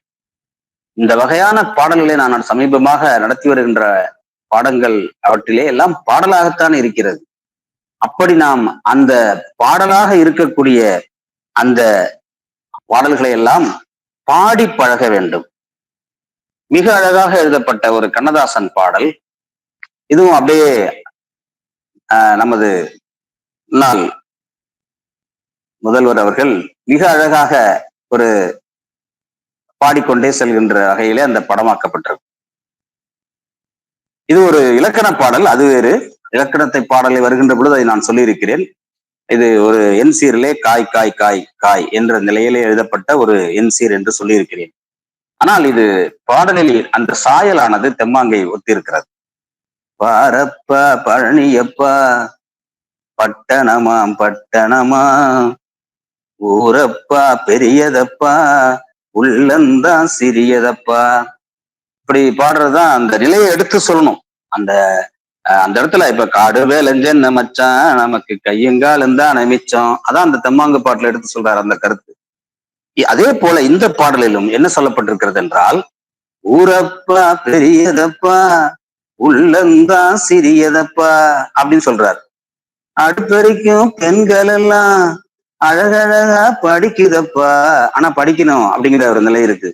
அச்சடிச்ச காகிதத்தை அடுக்கடுக்கா சொங்குதப்பா. அப்ப புத்தகங்களை தூக்கிட்டு போனாங்க, இப்ப எல்லாம் எண்ணெய் எடுத்துட்டு போறாங்க, அதனால ஒன்றும் பிரச்சனை இல்லை. அதுல அந்த உண்மை நிலை என்ன அப்படிங்கறத அடுத்த வரியில எப்படி சொல்றாரு பாருங்க. பட்டணத்து காதலப்பா பாதியிலே மறையுதப்பா, பட்டிக்காட்டு காதலுக்கு கெட்டியான உருவம் அப்பா அப்படின்னு அந்த சொல்றாரு பாருங்க. அதான் அந்த யதார்த்தம், அந்த பாங்கு, யதார்த்தமான ஒரு பாங்கான ஒரு நிலையை அங்கு கவியரசர் எடுத்து வைக்கிறார். அந்த வகையான அந்த பாடலிலே மிக அற்புதமான ஒரு நிலை, அந்த சுவையை நமக்கு ஊட்டி இருக்கக்கூடிய அந்த நிலையை நாம் பார்க்கின்ற பொழுது வியந்து பார்க்கும். இதெல்லாம் எப்படி எல்லாம் அவர்கள் மக்களை வந்து உணர வச்சிருக்கிறாங்க. ஒரு தெம்மாங்கு பாடலை எவ்வாறெல்லாம் எழுதி மிக இயல்பாக தர முடியும் என்பதை உணர்த்தி இருக்கிறார்கள் என்பதை பார்க்கின்ற பொழுது மனம் மிகவும் மகிழ்வாக இருக்கிறது. அதே போல ஒரு சாதாரண நிலையிலே ஒரு பாடல் வந்து பட்டுக்கோட்டையார் மீண்டும் எழுதிய ஒரு பாடல். இதுல என்ன சொல்றாரு அப்படின்னு பாத்தீங்கன்னா, அந்த சேவல் அந்த அப்படியே அப்படியே என்ன செஞ்சுட்டு இருக்குனாக்கா, அந்த குப்பையை கிளறிக்கிட்டு எல்லாம் இருக்கு அந்த கோழி எல்லாம். கொக்கரக்க கொக்கரக்க சேவலே கொந்தளிக்கும் நெஞ்சிலே கொண்டிருக்கும் அன்பிலே அக்கறை காட்டினா தேவல, குப்பாயை கிளறி விடும் கோழியே கொண்டிருக்கும் அன்பிலே ரெண்டும் உண்டு என்று நீ கண்டதும் இல்லையோ வாழ்வில், கொக்கரக்கோ கொக்கரக்கோ. எவ்வளவு அழகா ஒரு இயல்பான நிலையை சொல்லியிருக்கிறார் பாருங்க. இப்படி இயல்பான நிலையை அந்த பாங்காக சொல்லி இருக்கிறது தான், அதுதான் தெம்மாங்காக இருக்கிறது. இயல்பான ஒரு நிலையை பாங்காக எடுத்து சொல்லி இருக்க வேண்டும், அதுதான் அந்த பாடல். அந்த வகையிலே இந்த ஒரு பாடலையும் அதனுடைய பாடலையும் நாம் சிறப்பாக பார்க்கிறோம். பட்டுக்கோட்டையார் எழுதிய அந்த பாடல். அதுபோல மருதகாசி ஐயா அவர்கள் ஒரு அழகாக ஒரு பாடலை நமக்கு தந்திருக்கிறார். அந்த மருதகாசி ஐயா அவர்கள் என்ன பாடலை தந்திருக்கிறார் என்றால், நீங்களும் அதை யோசித்து பார்க்கலாம். ஏனென்றால் சிலர் வந்து ஒரு பெயரை சொன்னாலே அவர் இந்த பாடலை எழுதியிருக்கிறார், இந்த சாயலை எழுதியிருக்கிறார் என்று நிறைய பாடல்களை எல்லாம் மனனம் செய்து வைத்திருக்கிறார்கள். அதை நான் நேரம் சிலர் வந்து அதை மனதில் என்ன பாடலாக இருக்கும் என்று யோசனை செய்திருப்பார்கள். மருதகாசி ஐயா அவர்கள் எழுதிய பாடல் பட்டுக்கோட்டையாரை அந்த அது போல அப்படி எழுதியிருக்கிறார்.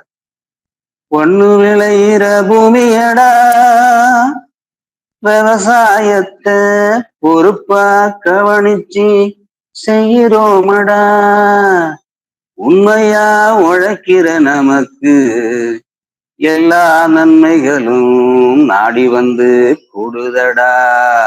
அப்படியே கொஞ்சம் மாத்தி அவர் வந்து பட்டுக்கோட்டையார் சொன்னதை அப்படியே மாத்தி கொஞ்சம் இவர் என்ன செய்யறாருனாக்கா, நேர்மறையான அந்த நிலையோட கொண்டு வர்றாரு. எல்லாம் மாறிக்கிட்டு இருக்கு அப்படிங்கிறது அந்த பாடலுடைய ஒரு சாயலாகத்தான் இதை பார்க்கிறோம். மணப்பாற மாடு கட்டி மாயவரம் ஏறு பூட்டி வய காட்ட உழுது போடு சின்ன கண்ணு, பசும் தழைய போட்டு பாடுபடு செல்ல கண்ணு. அந்த இடத்துலதான் நம்ம பார்க்கிறோம் இயற்கை உரங்களை பயன்படுத்த வேண்டும் அப்படிங்கிற ஒரு கருத்தை மருதகாசி ஐயா அவர்கள் அதை வலியுறுத்துகிறார். அதுல என்ன மாடு கட்டணும் அப்படிங்கிறது இப்பெல்லாம் வந்து மாடு கட்டுறதுல எல்லாம் வந்து இப்பெல்லாம் எல்லாமே எந்திரமயமாயிடுச்சு. ஆத்தூரு கிச்சடி சம்பா பார்த்து வாங்கி விதைச்சேன், அத்தை பறிச்சு நட்டு போடு சின்ன கண்ணு, தண்ணி ஏத்தம் பிடிச்சி அரைச்சி போடு செல்ல கண்ணு. அப்பெல்லாம் ஏத்தம் விடுவாங்க பாத்தீங்கன்னா, நான் எல்லாம் பார்த்துருக்கிறேன். எங்களுடைய வயல்ல கிராமங்கள் எல்லாம் பாத்தீங்கன்னா ஏத்தம் தான். ஒரு பெரிய கிணறு இருக்கும், அந்த கிணறுல வந்து ஒருத்தர் வந்து கீழே ஒரு பெரிய சால் இருக்கும், அந்த சால்ல வந்து பிடிச்சி இந்த குச்சை நட்டுருவாங்க. மேல ஒருத்தவங்க வந்து இங்கேருந்து அங்க போயிட்டு போறப்ப கீழே இறங்கும் அந்த தண்ணி மூலம், திரும்பி அவங்க அங்கேருந்து இங்க ஒரு வருகின்ற பொழுது அந்த தண்ணி அந்த சாலை வந்து மேல வந்துடும். அதை வந்து அப்படியே அவர் வந்து கவுத்து விடுவார் அப்படியே. அப்புறம் கொஞ்ச நாள் கழிச்சு அதை என்ன செஞ்சாங்கன்னாக்கா, மாடு இழுக்கிற மாதிரி எல்லாம் செஞ்சாங்க. அந்த மாடு வந்து சரியா முன்னால போகும், திரும்பி பின்னாடியே வரும், அப்படியே பழகி இருக்கும். பாத்தீங்கன்னா சில பேரோட சொல்லுவோம் செக்கு மாடு, அது என்ன செய்யும், சுத்தி சுத்தி வரும் செக்கு மாடு. ஆனா இந்த மாடு அப்படி இருக்காது, முன்னாட போயிட்டு திரும்பியும் பின்னால வரும். அப்படி ஒரு நிலையை நம்ம பார்த்திருக்கோம். அதனாலதான் அவங்க ஏத்தம் பிடிச்சு இறைச்சி போடு செல்ல கண்ணு அப்படின்னு அவர் பாடியிருக்கிறார். எவ்வளவு அழகிய அந்த நிலையை பாருங்க. அந்த வியாபாரிக்கு கொடுக்கணும் அப்படிங்கிறத மாதிரி, வித்து போட்டு பணத்தை என்ன செல்ல கண்ணு, சேர்த்த பணத்தை சிக்கனமா செலவு பண்ண பக்குவமா அம்மா கையில கொடுத்து போடு சின்ன கண்ணு, அவங்க 600 ஆக்குவாங்க செல்ல கண்ணு.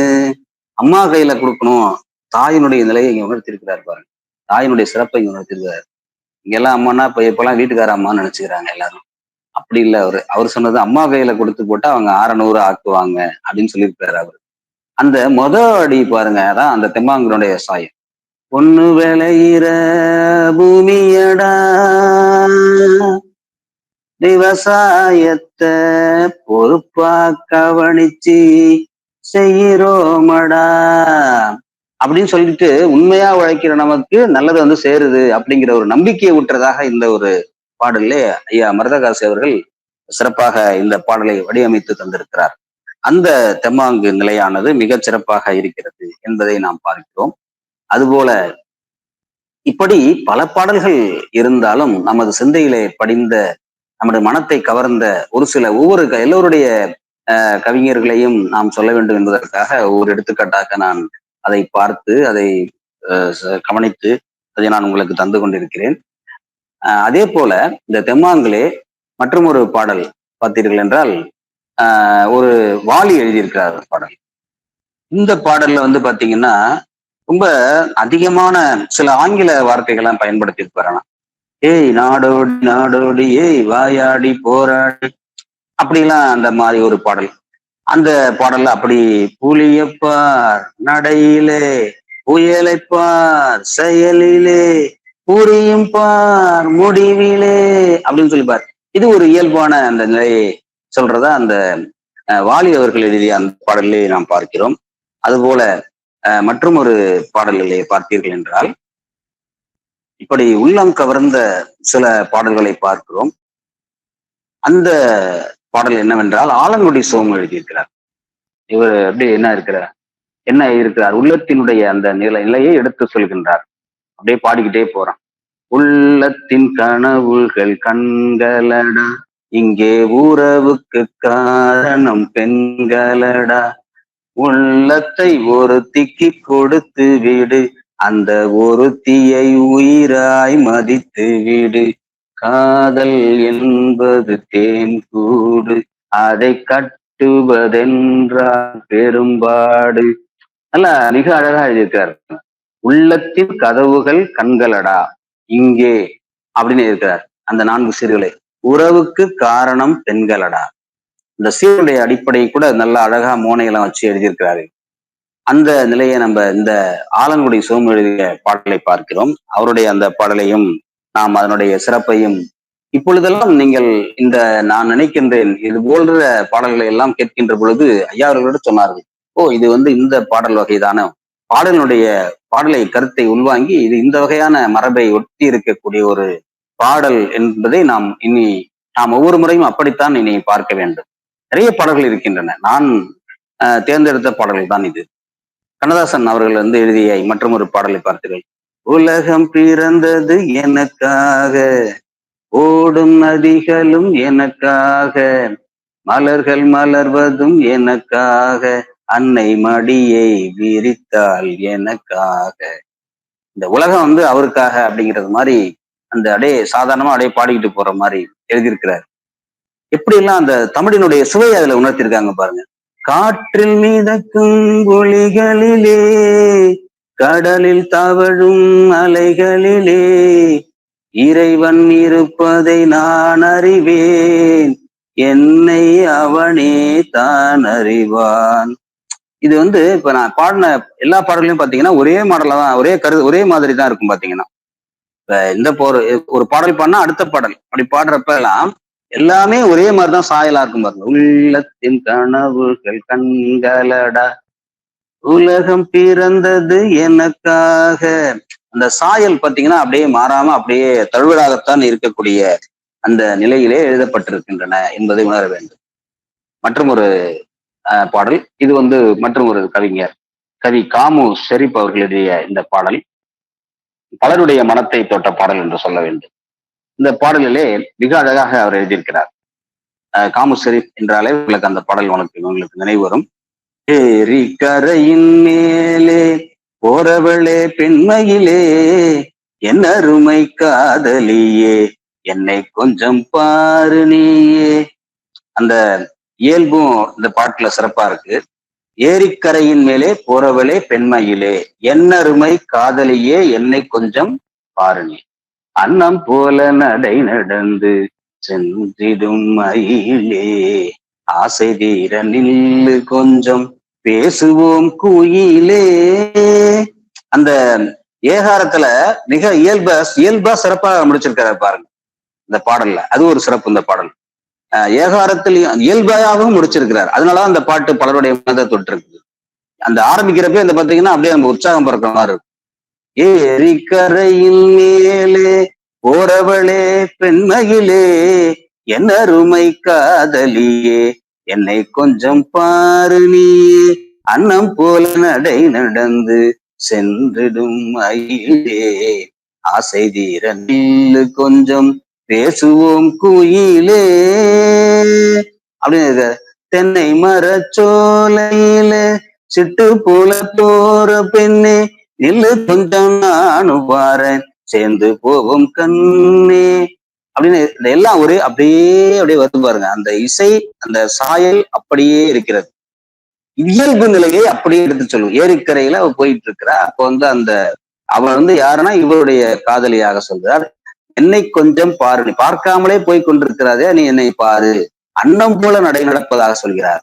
அதுபோல ஆசை தீர நெல்லு கொஞ்சம் பேசுவோம் குயிலே என்று வடிவமைக்கிறார்.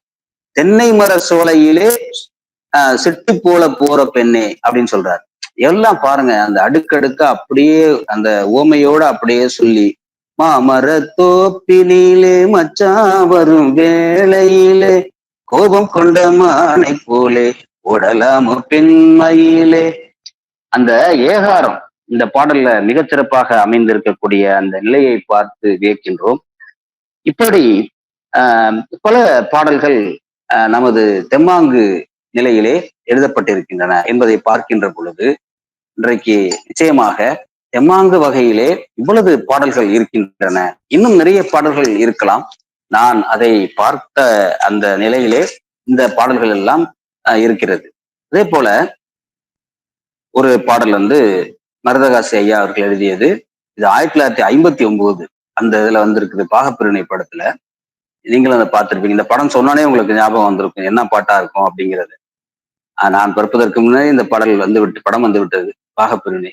தேரோடும் எங்க சீரான மதுரையிலே ஊரார்கள் கொண்டாடும் ஒயிலாட்டம், ஈராடும் வைக ஆத்தோர மேடையில ஆனந்த கூத்தாட்டம் ஒயிலாட்டம் அப்படின்னு இருக்காரு. அப்படியே பாருங்க அந்த காத்தோட இசையில அப்படியே கலந்து கலகல அப்படியே வர்ற மாதிரியே இருக்கு பாருங்க இந்த பாட்டெல்லாம்.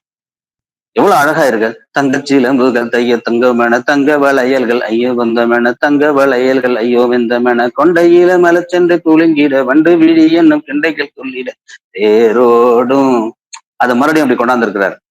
இப்படி இந்த படத்துல வந்து எவ்வளவு அழகா அந்த சாயலை, தெம்மாங்கினுடைய அந்த சாயலை மிக அற்புதமாக கொண்டு வந்திருக்கிறார் என்று பார்க்கின்ற பொழுது மனம் உண்மையிலேயே தெம்மாங்காக இன்றைக்கு உங்களுக்கு நிச்சயமாக இந்த பாடல்கள் எல்லாம் தெம்மாங்காக இருக்கின்றனவா? ஆமாம், இன்னும் நிறைய பாடல்கள் இருக்கின்றன. இதையே நான் எடுத்துக்காட்டாக திரைப்பட பாடல்களை நாம் சொல்கிறோம் என்றால் அந்த காலத்தினுடைய மாற்றத்தை, சிறப்பை, அந்த காலத்தினால் எழுந்த மாற்றங்கள் எல்லாம் அந்த மரபிலே எழுதப்பட்ட வெண்பாவிலே ஒரு பாடலை ஒரு 4 வரிகளை மட்டும்தான் வைக்க முடியும். எல்லாவற்றையுமே அந்த பாடலை புகுத்த முடியாது. ஆனால் இது போல இந்த செந்து வகையான பாடல்கள், தெம்மாங்கு, கன்னி என்று சொல்லக்கூடிய வகையான பாடல்கள், லாவணி, இப்படியான பாடல்களை வந்து எளிதாக புகுத்தி அதை மரபிலே கொண்டு வந்திருக்கிறார்கள். அந்த மாண்பை தான் உணர முடிகிறது. அதுபோல முதல் மரியாதை படத்துல எனக்கு இந்த பாடல் வந்து மிகவும் பிடிச்சிருக்கும். அது வந்து வைரமுத்து எழுதிய பாடல், மலேசியா வாசுதேவனும் ஜானகியும் எழுதியிருக்கிறாங்க. இந்த பாடல்ல அப்படியே இயற்கையோடு அப்படியே ஒன்றி போற மாதிரியே இருக்கு இந்த பாட்டை. அதுவும் அந்த படத்துல நடிச்சிருக்கக்கூடிய நடிகர் திலகமும் எப்படி எல்லாம் நடிச்சிருக்கிறாங்க அப்படிங்கிறதெல்லாம் நம்ம பலமுறை அந்த படத்தை நம்ம எல்லாரும் பார்த்திருப்போம். அதுல தெம்மாங்கா என்ன பாடல் வந்திருக்குது அப்படிங்கிறத நாம பாக்குறப்ப எவ்வளவு அழகா அந்த பாடலை வடிவமைச்சிருக்கிறாரு அப்படின்னு பாக்குறப்ப, ஏறாத மலை மேல இழந்த பழுத்திருக்கு, இழந்த பழுத்திருக்கு, ஏறி கட்டுமா எசப்பாட்டு படிக்கட்டுமா, எல்லாம் அந்த சீர்லாம் அப்படியே அழகா கொண்டு வந்திருக்காரு. 4 சீர்கள் 2 அடிங்கிற மாதிரி. கிண்டலை பாரு கிண்டலை, அதெல்லாம் ஓஞ்சோட்டு கொண்டுக்கலாம். அது அந்த இயற்கையை அப்படியே கொண்டாந்துருக்கிறார் பாருங்க, இந்த வார்த்தைகளோட கொண்டாந்துருக்கிறார். டேய் போடா பொடிமட்டை அப்படிங்கிறதெல்லாம் வந்து எதுக்காக கிராமத்துல அப்படி சொல்லக்கூடிய அந்த இயல்பா சொல்லக்கூடிய வழக்கு, அதனால அப்படி கொண்டாந்துருக்கிறார். எவ்வளவு அழகா இருக்குதா? அதுக்கு வந்து மறுமொழியா அந்த பாடல் வந்து ஒரு நிச்சயமா இவங்களாலதான் பாட முடியும், ஜானகியாலதான் பாட முடியும். அதனாலதான் அது சரியா போட்டிருக்காங்க. அந்த அந்த ராகம் இழுக்கிறது அதெல்லாம் அந்த அவங்க பாடுற பார்த்தா பார்த்தா அதனுடைய இதுதலும் ஏன் இழந்த பழுத்திருக்கு ஏறி உருப்பட்டுமா இன்னும் கொஞ்சம் நாள் இருக்கு அப்படின்னு அந்த ராகத்தோட இந்த பாடுறப்ப நம்மலாம் அதை பாட முடியாது. அவங்கதான் அதை சிறப்பா பாட முடியும். இந்த இந்த பாடல்ல மிகவும் அழகாக எப்படி எல்லாம் சொல்லியிருக்கிறாங்க. ஏறாத மலை மேல ஏறாத மலை மேல இழந்த பழுத்திருக்கு இழந்த பழுத்திருக்கு அப்படின்னு ஒரு அழுத்தம் அங்க பாத்தீங்கன்னா ஏறி உழுக்கட்டுமா எசப்பாட்டு படிக்கட்டுமா எலுமிச்ச கண்ணுகளா எஞ்சோட்டு பொண்ணுகளா அப்படின்னு கொண்டாந்துருக்காரு. அப்ப அந்த இந்த மோனையெல்லாம் ரொம்ப அழகா கொண்டாந்துருக்காரு இந்த பாட்டுல. ஏறாத இழந்த ஏஎன்னா எலுமிச்சை எஞ்சோட்டு இதெல்லாம் பாத்தீங்கன்னா அந்த மோனையெல்லாம் சிறப்பா இருக்கு இந்த பாடல். இப்ப பார்த்தோம் ஒரு பாடல்ல வந்து எதுகை சிறப்பா இருக்கு, ஒரு பாடல்ல இயல்பு சிறப்பா இருக்கு, ஏகாரம் காமு சரி பின்னி உதறி இருக்காரு, அப்படியே பிச்சு உதறி இருக்காருன்னு சொல்றோம் அந்த பாட்டுல. ஏரி கரையின் மேலே அப்படின்னு போறவளே பெண்மையிலே கொஞ்சம் கூட இறங்கல பாருங்க, அப்படியே போய்கிட்டே இருக்கும் அந்த பாட்டு மேல அப்படியே போயிட்டே இருக்கும். அப்படியே மலை மேல ஏறி போற மாதிரியே இருக்கும், அந்த ஏரிக்கரை மேல போறது மாதிரியே இருக்கும். நம்ம பாத்தீங்கன்னா அந்த அந்த இயல்பு அப்படியே நம்ம அந்த பாட்டை பாடுறப்ப ஒரு பொண்ணு அப்படியே போயிட்டு இருக்க மாதிரியே நம்மளுக்கு கண்ணுக்கு தெரியும். அந்த மாதிரியான ஒரு நிலையை உருவாக்கி இருக்காங்க. இந்த படத்துல மிக இயல்பா முதல் மரியாதை படத்துல மிக அழகாக எடுத்தாளப்பட்டிருக்கிறது. அந்த இயல்பு நிலையானது சொல்லப்பட்டிருக்கிறது. அப்படி நிறைய பாடல்கள் இந்த தெம்மாங்கிலே எழுதப்பட்டிருக்கின்றன. நான் ஒரு சில எடுத்துக்காட்டுகளை மட்டும்தான் உங்களுக்கு அறிய தந்திருக்கிறேன். ஏனென்றால் அந்த பாடல்கள் எல்லாம் ஓரளவு நம் மனத்தில் எல்லாம் பதிந்து நம்மோடு கலந்து நம்மளுடைய அவரு அந்த பாடலான சுவைத்திருக்கிறோம். சாதாரணமா போயிட்டு இருக்கிறது பாடுவோம் இந்த பாட்டெல்லாம் நிறைய தடவை நம்ம பாடியிருப்போம். நம்ம அப்படியே போயிட்டே இருப்போம். தேரோடும் அப்படின்னு அப்படியே ஒரு அந்த ராகத்தை அப்படியே ரசிச்சுட்டே இருப்போம் பாத்தீங்கன்னா. அந்த அந்த நிறைய பேருக்கு இப்ப இந்த வகுப்பு நேரலையில பார்த்தவங்க எல்லாம் தங்களை அறியாமல கூட நம்ம அந்த வாரத்தில் நடந்த வகுப்பினுடைய நான் பாடிய பாடல்கள் எல்லாம் நிச்சயமாக நீங்கள் அதை உங்கள் மனத்தில் பதிந்திருக்கும், அதை பாடிக்கொண்டிருப்பீர்கள். அது நான் நிச்சயமாக நான் உணர்வேன் அதை. இப்ப இந்த பாடல்லாம் நம்ம பாக்குறப்ப எவ்வளவு ஒரு தனித்துவம் மிக்கவையாக, அதே போல அந்த சுவை குன்றாமல் இந்த பாடலை வழக்கு நிலையில இருக்கக்கூடிய கிராமத்து சொற்களை எல்லாம் எடுத்தாண்டு அந்த கொண்டு வந்திருக்கிறாங்க அப்படின்னு பாக்குறப்ப நிச்சயமா இந்த தெம்மாங்கு என்பது தேன்பாங்காகத்தான் கொண்டு வரப்பட்டிருக்கிறது என்பதை அறிய முடிகிறது என்று சொல்லி, இது போல மற்றும் ஒரு வகுப்பிலே அடுத்து நாம் என்ன பார்க்க போகிறோம் என்ற ஒரு ஆவலோடு அதற்காக காத்திருப்போம். அதுவரை இந்த அரங்கத்தை ஐயா அவரிடம் இப்பொழுது நான் ஒப்படைக்கின்றேன். நிச்சயமாக இந்த வகுப்பு உங்களுக்கு இந்த தெம்மாங்கினுடைய சிறப்பை மிக எளிய இலக்கணம் தான். 2 அடிகள் 4 சீர்கள், அடிதோறும் 4 சீர்கள், எதுகை மோனை இருக்க வேண்டும், அவ்வளவுதான். சற்று சில பாடல்களிலே 3 சீர்கள் கூட இருக்கலாம். அடுத்த அடியிலே அதை மாற்றியிருப்பார்கள். அப்படி அதை பாடி அந்த பாடலுக்காக அந்த இதை மாற்றி இருக்கலாம். ஆனால் நிறைய பாடல்கள் எல்லாம் எதுகை மோனை விளையாடிய அந்த விதத்தை பார்த்தோம். இப்ப கடைசியாக பார்த்த அந்த ஏறாத மலை மேல படத்துல அந்த பாட்டுல அந்த மோனை வந்து எவ்வளவு அழகா அமைச்சிருக்கிறாரு அப்படிங்கிறத நம்ம பாக்குறோம். அது போல எதுகை வந்து சிறப்பாக சில பாடல் அமைக்கப்பட்டிருக்குது. இதையெல்லாம் நம் மனத்தை கவர்ந்த பாடலாக, மனத்திலே பதிந்த பாடலாக, இது போல நாமும் ஒரு பாடலை எழுத வேண்டும், நாமும் பாடி பழக வேண்டும். அப்படித்தான் நாம் அதை பார்க்க வேண்டும் என்று சொல்லி கடைசியாக நான் 4 வரிகளை மட்டும் நான் எழுதிய இதே போல தெம்மாங்கு நிலையில எழுதப்பட்ட ஒரு பாடல் வந்து சற்று மாற்றமாக இருக்கும். அது அந்த பாடல் என்னவென்றால் அது சற்று ரொம்ப கொஞ்சம் வித்தியாசமா தான் இருக்கும் அந்த பாட்டுல. அதுல 4 சீர்கள் சரியாக எடுத்தான்னு இருக்கிறேன். அந்த எதுகை முனையெல்லாம் கருப்பு மச்சக்காரா கண்ணுக்குள்ள வாடா இருட்டுக்குள்ள நின்னாலும் ஏலக்கா போல் மணக்குற திருட்டு பய போல் பாக்குற தீயா என்ன ஆக்குற. இது எதுக்காகனா இந்த தற்காலத்துக்கு ஏற்றது மாதிரி கொஞ்சம் மாற்றம் பண்ணியிருந்தேன், அவ்வளவுதான். இந்த பாட்டுல நான் இதை வந்து ஒரு பாட்டுல சும்மா எழுதிய ஒரு பாடல அப்படி இருட்டுக்குள் என்னனாலும் ஏலக்கா போல் மணக்குற அப்படிங்கிற அந்த ஓமையை வந்து நான் எழுதி முடிச்சதுக்கு அப்புறம் எனக்கு ஒரு இப்படி ஒரு நல்ல ஒரு நமக்கு வந்து அந்த வார்த்தை வந்து அமைஞ்சிருக்குது அந்த பாட்டுல அப்படின்னு நினைச்சேன். திருட்டு பய போல ஆக்குற தீயா என்ன பாக்குற அப்படின்னு இருந்தேன். இது வந்து இந்த இது இது ஒரு பாடலோட சாயலாக இல்லாமல், ஆனால் அந்த சரியாக அந்த இலக்கண முறையோடு எழுதப்பட்டிருக்கு இந்த பாட்டுல. இப்படி நாம் வந்து நாமாவே எழுதலாம் அப்படிங்கிறது தான், அதுக்காக தான் அந்த பாடலை நான் சொன்னேன். அது அந்த பாடல்ல வந்து நிறைய வரிகள் பின்னாடி எல்லாம் வந்திருக்கும். அதை முழுமையா அப்புறம் வந்து எனக்கு அந்த பாடல் ஒருவேளை வந்து ஒரு திரைப்படத்துல கூட பின்னாடி வரலாம். ஐயா அவர்கள் சுந்தரபாண்டியப்பன் சொன்னது போல இதை வைத்துக்கொண்டு சிலர் வந்து அவர்களாக மாற்றி விடுவார்கள், அதனால வேண்டாம் என்று சொல்லி 4 பல்லவியை மட்டும் நான் இப்பொழுது நான் பாடியிருந்தேன். நன்றி, வணக்கம். ஐயா அவர்களும் இப்பொழுது அரங்கத்தை ஒப்படைக்கிறேன். நிச்சயமாக இந்த வகுப்பு உங்களுக்கு ஒரு இனிக்கின்ற தெம்மாங்காக தேன்பாங்காக இருக்கும் என்று நம்பிக்கையிலே அரங்கத்தை ஐயாவோட ஒப்படைக்கிறேன். ஐயா. மரபு பாவலர் ஐயா கோவிந்தராசன் பாலு அவர்கள் இன்றைக்கு தொடர்ச்சியாக நம்முடைய நாட்டுப்புற பாடல்களை அடிப்படையாக வைத்து மரபு வழியில் எழுதப்பட்ட பாடல்களை பற்றி எல்லாம் தொடர்ந்து சொல்லி வருகிறார். அந்த வகையில் அதற்குரிய பயிற்சியை வழங்குகின்ற வகையில் பல்வேறு பாடல்களை ஒப்பு நோக்கி சிறப்பான பாடல்களை, திரைப்பட பாடல்கள் நமக்கு எளிமையாக இனிமையாக உடனடியாக புரிகின்ற வகையில் அந்த பாடல்களை இசை நயத்தோடு பாடியும் அவருடைய வெண்கல குரலில் அதை தெளிவாகவும் திட்பமாகவும் வெளிப்படுத்தி ஒரு சிறப்பான பயிற்சியை நமக்கு வழங்கி வருகிறார். காவடி சிந்து, அதனை தொடர்ந்து லாவண்ணி, அதனை தொடர்ந்து இன்றைக்கு தெம்மாங்கு பாடல்.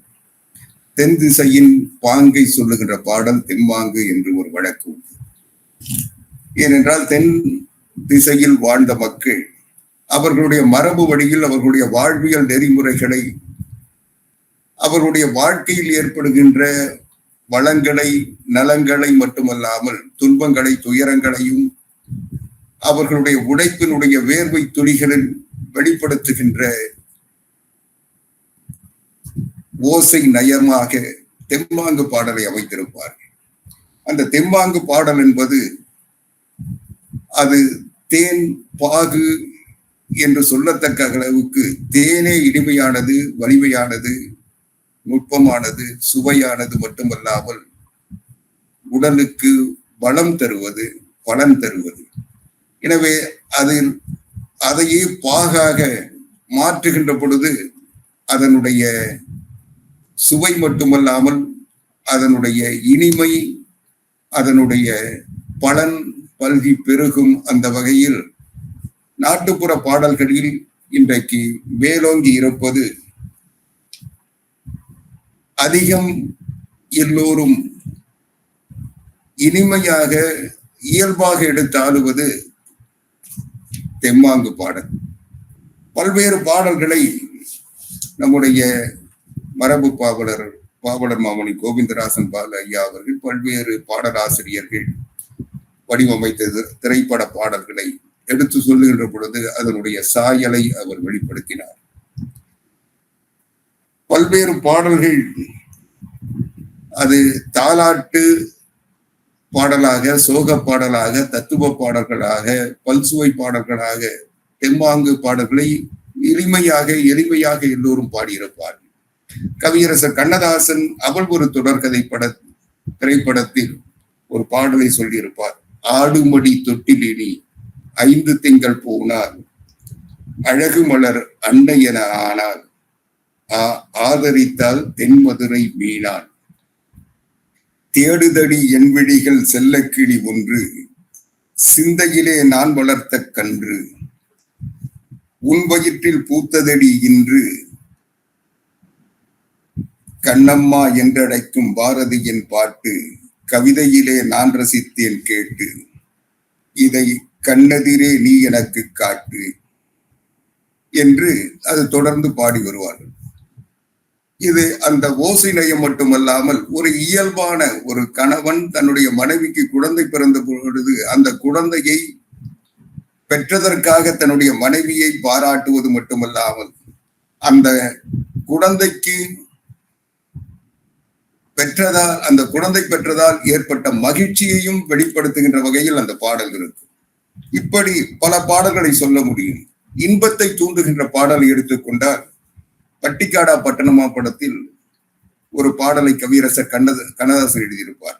அடி என்னடி ராக்கம்மா பல்லாக்கு நெளிப்பு என் நெஞ்சி குலுங்குதடி, சிறு கண்ணாடி மூக்குத்தி மாணிக்க சிவப்பு மச்சானை இழுக்குதடி, 5-6 ரூபாய்க்கு மணி மாலை உன் கழுத்துக்கு பொருத்த மடி, அம்மூரு மீனாட்சி பார்த்தாலும் அவ கண்ணுக்கு வருத்த மடி, சின்னாலப்பட்டியிலே கண்டாங்கி எடுத்து என் கையாலே கட்டி விடவா, என் அத்தை அவ பெத்த என் மெத்த அடி ராக்கம்மா கொத்தோடு முத்து தரவா, தெய்வானை சக்களத்தி வள்ளி கூரத்தி நம்ம கதையில இருக்குதடி, சிங்கார மதுரையிலே வெள்ளையம்மா கதை தினம் தினம் நடக்குதடி. இப்படி அடி தப்பாமல் நான் உன்னை சிறை எடுப்பேன், 1-2 இருக்கட்டுமே, என் கண்ணு என் மூக்கு என் பல்லு என் ராஜாத்தி கல்யாண வைபோகமே என்று அந்த பாடல் முடியும். இப்படி ஒரு துள்ளல் துடிப்பு, எக்காலம் எகத்தாளம், நக்கள் நையாண்டி என்று ஒரு தெரிந்த நீரோடை போன்ற சொற்கள் துள்ளி விளையாடுகின்ற பாங்கு தெம்மாங்கில் மிகுந்திருக்கும். மரியாதைக்குரிய பாவலர் மாமணி கோவிந்தராசன் பாலையா அவர்கள் குறிப்பிட்டதை போல இயல்பான வழக்கு மொழியில் எளிதான சொற்களை இசையோடு பாடுகின்ற ஒரு இன்பமான பாடல் வகைதான் தெம்மாங்காக நம்முடைய முன்னோர்கள் எடுத்தாண்டிருக்கிறார்கள். அதை போலவே இதையே சோகமாகவும் பாடியிருப்பார்கள். கல்தூன் என்ற படத்தில் ஒரு பாடல் கவியரசர் கண்ணதாசன் எழுதியிருப்பார். வளர்த்த கடா முட்டை வந்தா வச்ச செடி முள்ளானா போன ஜென்ம பாபமடி அம்மாளு, தொட்டிலே பாம்பிருந்தா தோளிலே புலி கடந்தா பெத்தவங்க தலையெடுத்து அம்மாளு, முத்தமிடும் ஆசை இல்லை சித்தத்திலும் பாசம் இல்லை ரத்தம் என்ன ஆச்சுதடி அம்மாளு, வித்துவிட்ட மாடுகளும் வீடு கண்டு திரும்ப வரும் பெத்த புள்ள ஓடுதடி அம்மாளு, புத்தி கெட்டு புறக்க வச்சான் அம்மாளு என்று தன்னுடைய மகன் தன்னை விட்டு வெளியேறுகின்ற ஒரு சோகத்தை, அதனால் ஏற்பட்ட மன வருத்தத்தை அந்த பாடலிலே சொல்லியிருப்பார்கள். கண்ணிலே நீரும் இல்லை கைசோறும் இறங்கவில்லை எண்ணமெல்லாம் துடிக்குதடி அம்மாளு, மண்ணிலே நான் நடந்தா மண் கூட கும்மிடுமே என் புள்ள பகைச்சுதடி அம்மாளு, 2 பெத்து 1 கெட்டுது அம்மாளு, ஊரிலே பேர் இருக்க உற்றவங்க மதிப்பு இருக்க வேறு வழி தெரியலையே அம்மாளு, தோளிலே போட்ட துண்டு காலிலே விழுந்து விட்டா வாழ்விலே அர்த்தம் என்ன அம்மாளு, பிள்ளை வகையாக மாறுவது என்னாலு என்று தன்னுடைய மகன் எப்பொழுது நெறியான வாழ்க்கைக்கு திரும்புவார் என்று ஒரு ஏக்கத்தை அந்த பாடலிலே வெளிப்படுத்தி இருப்பார்கள். இப்படி பல பாடல்கள் உண்டு. அதே தத்துவமாக கூட சில பாடல்கள் இருக்கிறது. கவியரசர் கண்ணதாசன் எழுதிய அவன்தான் மனிதன் படத்தில் ஒரு பாடல் வரும். அதில் மனிதன் நினைப்பதுண்டு வாழ்வு நிலைக்கும் என்று, இறைவன் நினைத்ததுண்டு பாவம் மனிதன் என்று, மனிதன் நினைப்பதுண்டு வாழ்வு நிலைக்கும் என்று, இறைவன் நினைத்ததுண்டு பாவம் மனிதன் என்று. அதை விட அவருடைய வாழ்க்கை, ஒரு மனிதனுடைய வாழ்க்கையை மிக எளிமையாக அந்த பாடலிலே சொல்லப்பட்டிருக்கும். தந்தை தவறு செய்தார் தாயும் இடம் கொடுத்தால் வந்து பிறந்து விட்டேன், வெறும் பந்தம் வளர்த்து விட்டேன், மனது துடிக்கிறது மயக்கம் வருகிறது அழுது லாபம் என்ன அவன் ஆட்சி நடக்கின்றது, காட்டு மனம் இருந்தால் கவலை வளர்ந்து விடும், கூட்டை திறந்து விட்டால் குருவி பறந்து விடும், காலில் விலங்கிட்டோம் கடமை என அழைத்தோம் 4 விலங்குகளில் தினம் நாடகம் ஆடுகிறோம். வீதியின் ரதங்களிலே நாம் விரைந்து பயணம் செய்தால் மதியும் மயங்குதடா, சிறு மனமும் கலங்குதடா, கொடுக்க எதுவும் இல்லை என் குழப்பம் முடிந்ததடா, கணக்கை முடித்து விட்டேன் ஒரு கவலை முடிந்ததடா என்று அந்த பாடல் முடிக்கும். இப்படி பல பாடல்கள் நம்முடைய பாவலர் மாமணி கோவிந்தராசன் அவர்கள் பல்வேறு பாடல்களை சொன்னவுடன் ஏற்பட்ட தாக்கத்தால் உடனடியாக என் மனதில் தோன்றிய பாடல்கள். இதை எதற்கு சொல்கிறேன் என்றால், அந்த அளவுக்கு இந்த தெம்மாங்கு பாடல் ஒருவரை ஈர்க்கும். அது சோக பாடலாக இருந்தாலும், இன்ப பாடலாக, மகிழ்ச்சி பாடலாக இருந்தாலும், தத்துவ பாடலாக இருந்தாலும், அதில் அந்த ஓசை நயம், அந்த துள்ளல், துடிப்பு, அந்த எக்காலம் எகத்தாலம் எல்லாம் அதில் குவிந்திருக்கும். மற்ற பாடல் வகைகளை விட தெம்மாங்கு பாடல் என்பது எளிமையானது, இனிமையானது என்பது மட்டுமல்ல, எல்லோரும் உடனே ஏற்றுக்கொள்ளக்கூடியதாக அமைந்திருக்கு. அந்த பாடல் வகையை பார்த்தாலே நாம் இது தெம்மாங்குதானா என்று யோசிப்பதற்கு முன்னால் இதுதான் பாடல் என்ற எண்ணத்தை நம் நெஞ்சத்தில் ஏற்படுத்தும். அப்படி ஏற்படுத்திய பாடல்களை தான் நான் இப்பொழுது உங்களிடம் 1-2 வெளிப்படுத்தினேன். இது எனவே நம்முடைய நாட்டுப்புற பாடல் வகைகளில் அது காவடி சிந்தாக இருந்தாலும், லாவண்யாக இருந்தாலும், தெம்மாங்கு பாடலாக இருந்தாலும் எல்லாமே இயல்பான வகை பாடல்கள். நம்முடைய இசையும் உடல் மொழியாகிய இயக்கமும் இணைந்த பாடல்கள். நாம் அதை பாடுகின்ற பொழுது இன்றைக்கு குத்துப்பாட்டு, அந்த பாட்டு என்று இன்றைக்கு ஓசையை அதிகப்படுத்தி அதன் விளைவாக ஆட வைக்கிறார்கள். ஆனால் இந்த பாடல்கள் எல்லாம் ஓசை என்ற அதிர்வுகள் இல்லாமல் உள்ளத்தில் இருக்கின்ற உணர்ச்சிகள் பொங்கி பெருக்கெடுக்கின்ற அந்த தாள லயம் இருக்கிறதே, அதுதான் நம்முடைய தெம்மாங்கு பாடல்களின் அடிப்படையாக இருக்கும்.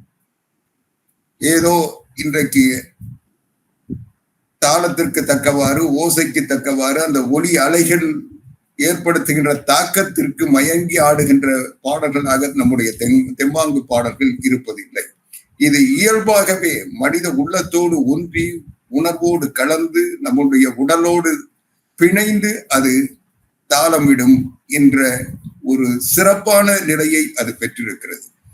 அப்படிப்பட்ட தெம்மாங்கு வகை பாடல்களை இன்றைக்கு நம்முடைய மரபு பாவலர் மாமணி கோவிந்தராசன் ஐயா அவர்கள் மிக சிறப்பாக எடுத்து வைத்து நமக்கு ஒரு நல்ல அறிமுகத்தை வழங்கி இருக்கிறார். அதற்காக அவரை நான் பாராட்டுகிறேன், நன்றி தெரிவிக்கிறேன். இன்றைக்கு இது 40வது அமர்வு. இதுவரை 39 அமர்வுகளை கடந்து இன்றைக்கு 40வது அமர்வில் நாம் இணைந்திருக்கிறோம். இந்த 40வது அமர்வில் இணைந்திருக்கின்ற இந்த நாள் என்பது உலக தாய்மொழி நாள் என்று போற்றப்படுகின்ற ஒரு நாள். இந்த தாய்மொழி நாள் இன்றைக்கு நாம் போற்றுகிறோம். இன்றைக்கு தாய்மொழி நாளை சிறப்பாக கொண்டாடி கொண்டிருக்கிறோம் என்கின்ற இந்த நிலையில் உலகமே இன்றைக்கு தன்னுடைய தாய்மொழியை கொண்டாடுகின்ற நாளில் இன்றைக்கு நாம் 40வது அமர்வை இங்கே நடத்தி கொண்டிருக்கிறோம். பொதுவாகவே தமிழில் 40 என்பது நம்முடைய முன்னோர்கள், நம்முடைய புலவர்கள், நம்முடைய தமிழ் அறிஞர்கள் சிறப்பாக ஏற்றுக்கொண்ட ஒரு நிலை. இன்னா 40, இனியவை 40, கார் 40, களவழி 40 என்று 40ஐ ஒரு சிறப்பாக கொண்டாடுகின்ற ஒரு வழக்கு நம்மிடையே உண்டு. எனவே 40 என்பது நம்முடைய முன்னோர்கள் எதை செய்தாலும் ஒரு 40 நாள் அல்லது 40 ஆண்டுகள் அல்லது 40 நிலைகள் என்று கடந்து போவதே ஒரு சிறப்பாக கருதுவார்கள். எனவே அப்படிப்பட்ட 40ஐ நாம் இன்னா 40ஆக, இனியவை 40ஆக இன்றைக்கு கடந்து வந்திருக்கிறோம் என்பது சிறப்புக்குரிய ஒன்று. இந்த சிறப்பான 40 நமக்கு வழங்கியதற்காக நம்முடைய பாவலர் மாமணி கோவிந்தராசன் பால ஐயா அவர்களை நான் பெரிதும் வாழ்த்துகிறேன், போற்றுகிறேன், நன்றி தெரிவிக்கின்றேன். ஏனென்றால் பல்வேறு நிலைகளில் பல்வேறு படிகள் இருந்தும் அதை எல்லாம் கடந்து இதற்காக தன்னை தயார்படுத்தி கொண்டு அந்த தயார்படுத்தியதற்கு பிறகு அதை சரியான நேரத்தில் இந்த நிகழ்ச்சியில் பங்கெடுத்து இந்த நிகழ்ச்சியை நடத்த வேண்டும். இந்த நிகழ்ச்சியில் வந்திருக்கின்றவர்கள் நமக்காக வந்திருக்கிறார்கள். அவர்கள் எந்த வகையிலும் அதில் ஒரு சிறு வருத்தம் கூட வராத வகையில் அவர்களுக்கு சிறப்பான செய்திகளை, தேவையான செய்திகளை, முறையான செய்திகளை, முழுமையான செய்திகளை வெளிப்படுத்த வேண்டும் என்ற அக்கறையோடும் ஆர்வத்தோடும் அவர் அதற்காக பயிற்சி எடுத்து அந்த முயற்சியை நம்மிடையே பயிற்றுவித்துக் கொண்டிருக்கிறார். இது ஒரு எளிதான காரியமாக நான் பார்க்கவில்லை. ஏனென்றால் ஒவ்வொரு நிகழ்ச்சியிலும் நான் கலந்து கொள்ள வேண்டும் என்று நினைத்தாலும், அதற்கு நேரம் ஒதுக்க வேண்டும் என்று நினைத்தாலும், அது இறுதியிலே அது நடைபெறுகின்ற நேரத்தில் ஓடி வந்து பங்கெடுக்கின்ற ஒரு நிலைதான் இருக்கிறது. அப்படிப்பட்ட நிலையில் அவர் ஒரு பயிற்சி எடுத்து அதற்கான தயாரிப்பு செய்து அதை வெளிப்படுத்துவதற்கு போதுமான நேரத்தையும் இணைப்பையும் செலவழிப்பது என்பது அதற்கென்று ஒரு பெரிய மனது வேண்டும். அந்த மனது அவருக்கு இருக்கிறது. அதனால் அவர் இன்னும் பல சிறப்பான செயல்கள் செய்து பாராட்டை பெறுவார். அதற்குரிய பக்குவமும் பயிற்சியும் முயற்சியும் அவரிடத்தில் இருக்கிறது. எனவே அவரை உங்கள் அனைவரின் வாழ்த்துக்களோடு என்னுடைய வாழ்த்துக்களையும் பாராட்டுதலையும் மீண்டும் தெரிவிக்க விரும்புகிறேன். இன்றைய அமர்வில் நம்முடைய பன்ருட்டி செந்தமிழ் சங்கத்தினுடைய தலைவர், உலக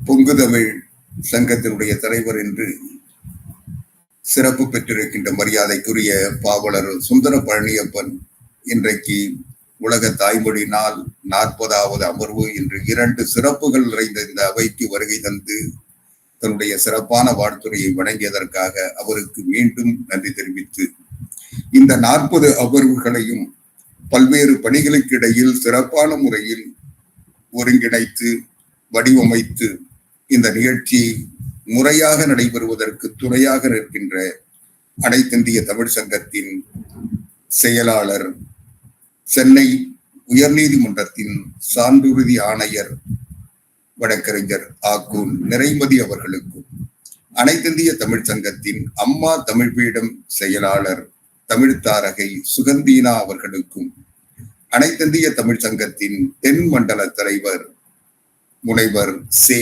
முருக சரஸ்வதி அவர்களுக்கும், அவர்களோடு இணைந்து துணையாக நின்று இந்த நிகழ்ச்சியை சிறப்பாக நடைபெறுவதற்கு துணையாக இருக்கின்ற அனைத்திந்திய தமிழ் சங்கத்தின் நிர்வாகிகள், அமைப்பாளர்கள், உறுப்பினர்கள் அனைவருக்கும், இவை எல்லாவற்றுக்கும் மேலாக பல்வேறு பணிகளுக்கு இடையில் நேரலையிலேயே பங்கேற்க வேண்டும் என்ற நினைப்பை நெஞ்சில் நிறுத்தி அதை செயல்படுத்தி கொண்டிருக்கின்ற, இன்றைக்கு அரங்கத்திற்கு வந்திருக்கின்ற, அரங்கத்தில் இதை துணையாக நின்று நடத்தி கொண்டிருக்கின்ற உங்கள் அனைவருக்கும் என்னுடைய நெஞ்சம் நிறைந்த நன்றியை தெரிவித்துக் கொள்கிறேன். ஏனென்றால் உங்களுடைய பணிகளுக்கிடையில் இதை நாம் கடகமுரசு காட்சி ஊடகத்தில் பார்த்து கொள்ளலாம் என்று பலர் நினைப்பதை போல நீங்கள் நினைக்காமல் இந்த அரங்கில் வந்து பயிற்சி பெற வேண்டும்.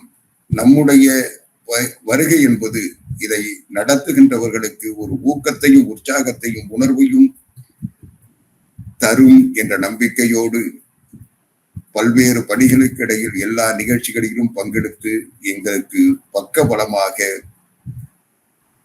இருந்து கொண்டிருக்கின்ற அனைவரையும் நான் பாராட்டுகிறேன், வாழ்த்துகிறேன், அவர்களுக்கு நன்றி தெரிவிக்கின்றேன்.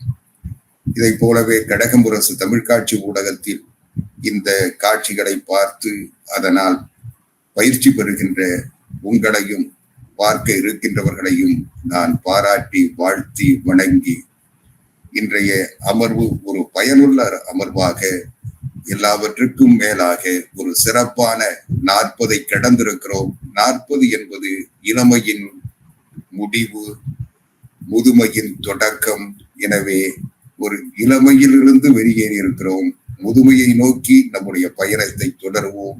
நாம் தொடர்ந்து பயணிப்போம். நம்முடைய வாழ்க்கை நீண்டது. அந்த வாழ்க்கையில் உங்களோடு பயணிப்பதில் எங்கள் அனைவருக்கும் மகிழ்ச்சி என்ற மனநிறைவோடு விடைபெறுகின்றேன். நன்றி, வணக்கம். மீண்டும் வணக்கம் உறவுகளே. நிகழ்ச்சியை பார்த்து ரசிச்சிருப்பீங்கன்னு நாங்க நம்புறோம். இந்த நிகழ்ச்சி நிச்சயமா உங்களுக்கு பயனுள்ளதா இருந்திருக்கும். இந்த நிகழ்ச்சி உங்களுக்கு பிடிச்சிருந்தா லைக் பண்ணுங்க, ஷேர் பண்ணுங்க, மறக்காம சப்ஸ்கிரைப் பண்ணுங்க. நீங்க மட்டும் இல்லாம உங்களுடைய நண்பர்கள், உறவினர்கள் எல்லாருக்கும் இந்த நிகழ்ச்சியை பத்தி எடுத்து சொல்லி, பயனுள்ள இந்த நிகழ்ச்சிக்கு லைக் பண்ண சொல்லி, ஷேர் பண்ண சொல்லி, மறக்காம சப்ஸ்கிரைப் பண்ண சொல்லுங்க. தமிழ் இலக்கியம் சார்ந்த இது போன்ற தரமான நிகழ்வுகளை நீங்கள் விரும்பும் போதெல்லாம் உங்கள் கைபேசியிலேயே கண்டு மகிழ எப்பொழுதும் இணைந்திருங்கள். உங்கள் கழக முரசு தமிழ் காட்சி ஊடகத்தில். மீண்டும் சந்திப்போம். நன்றி, வணக்கம்.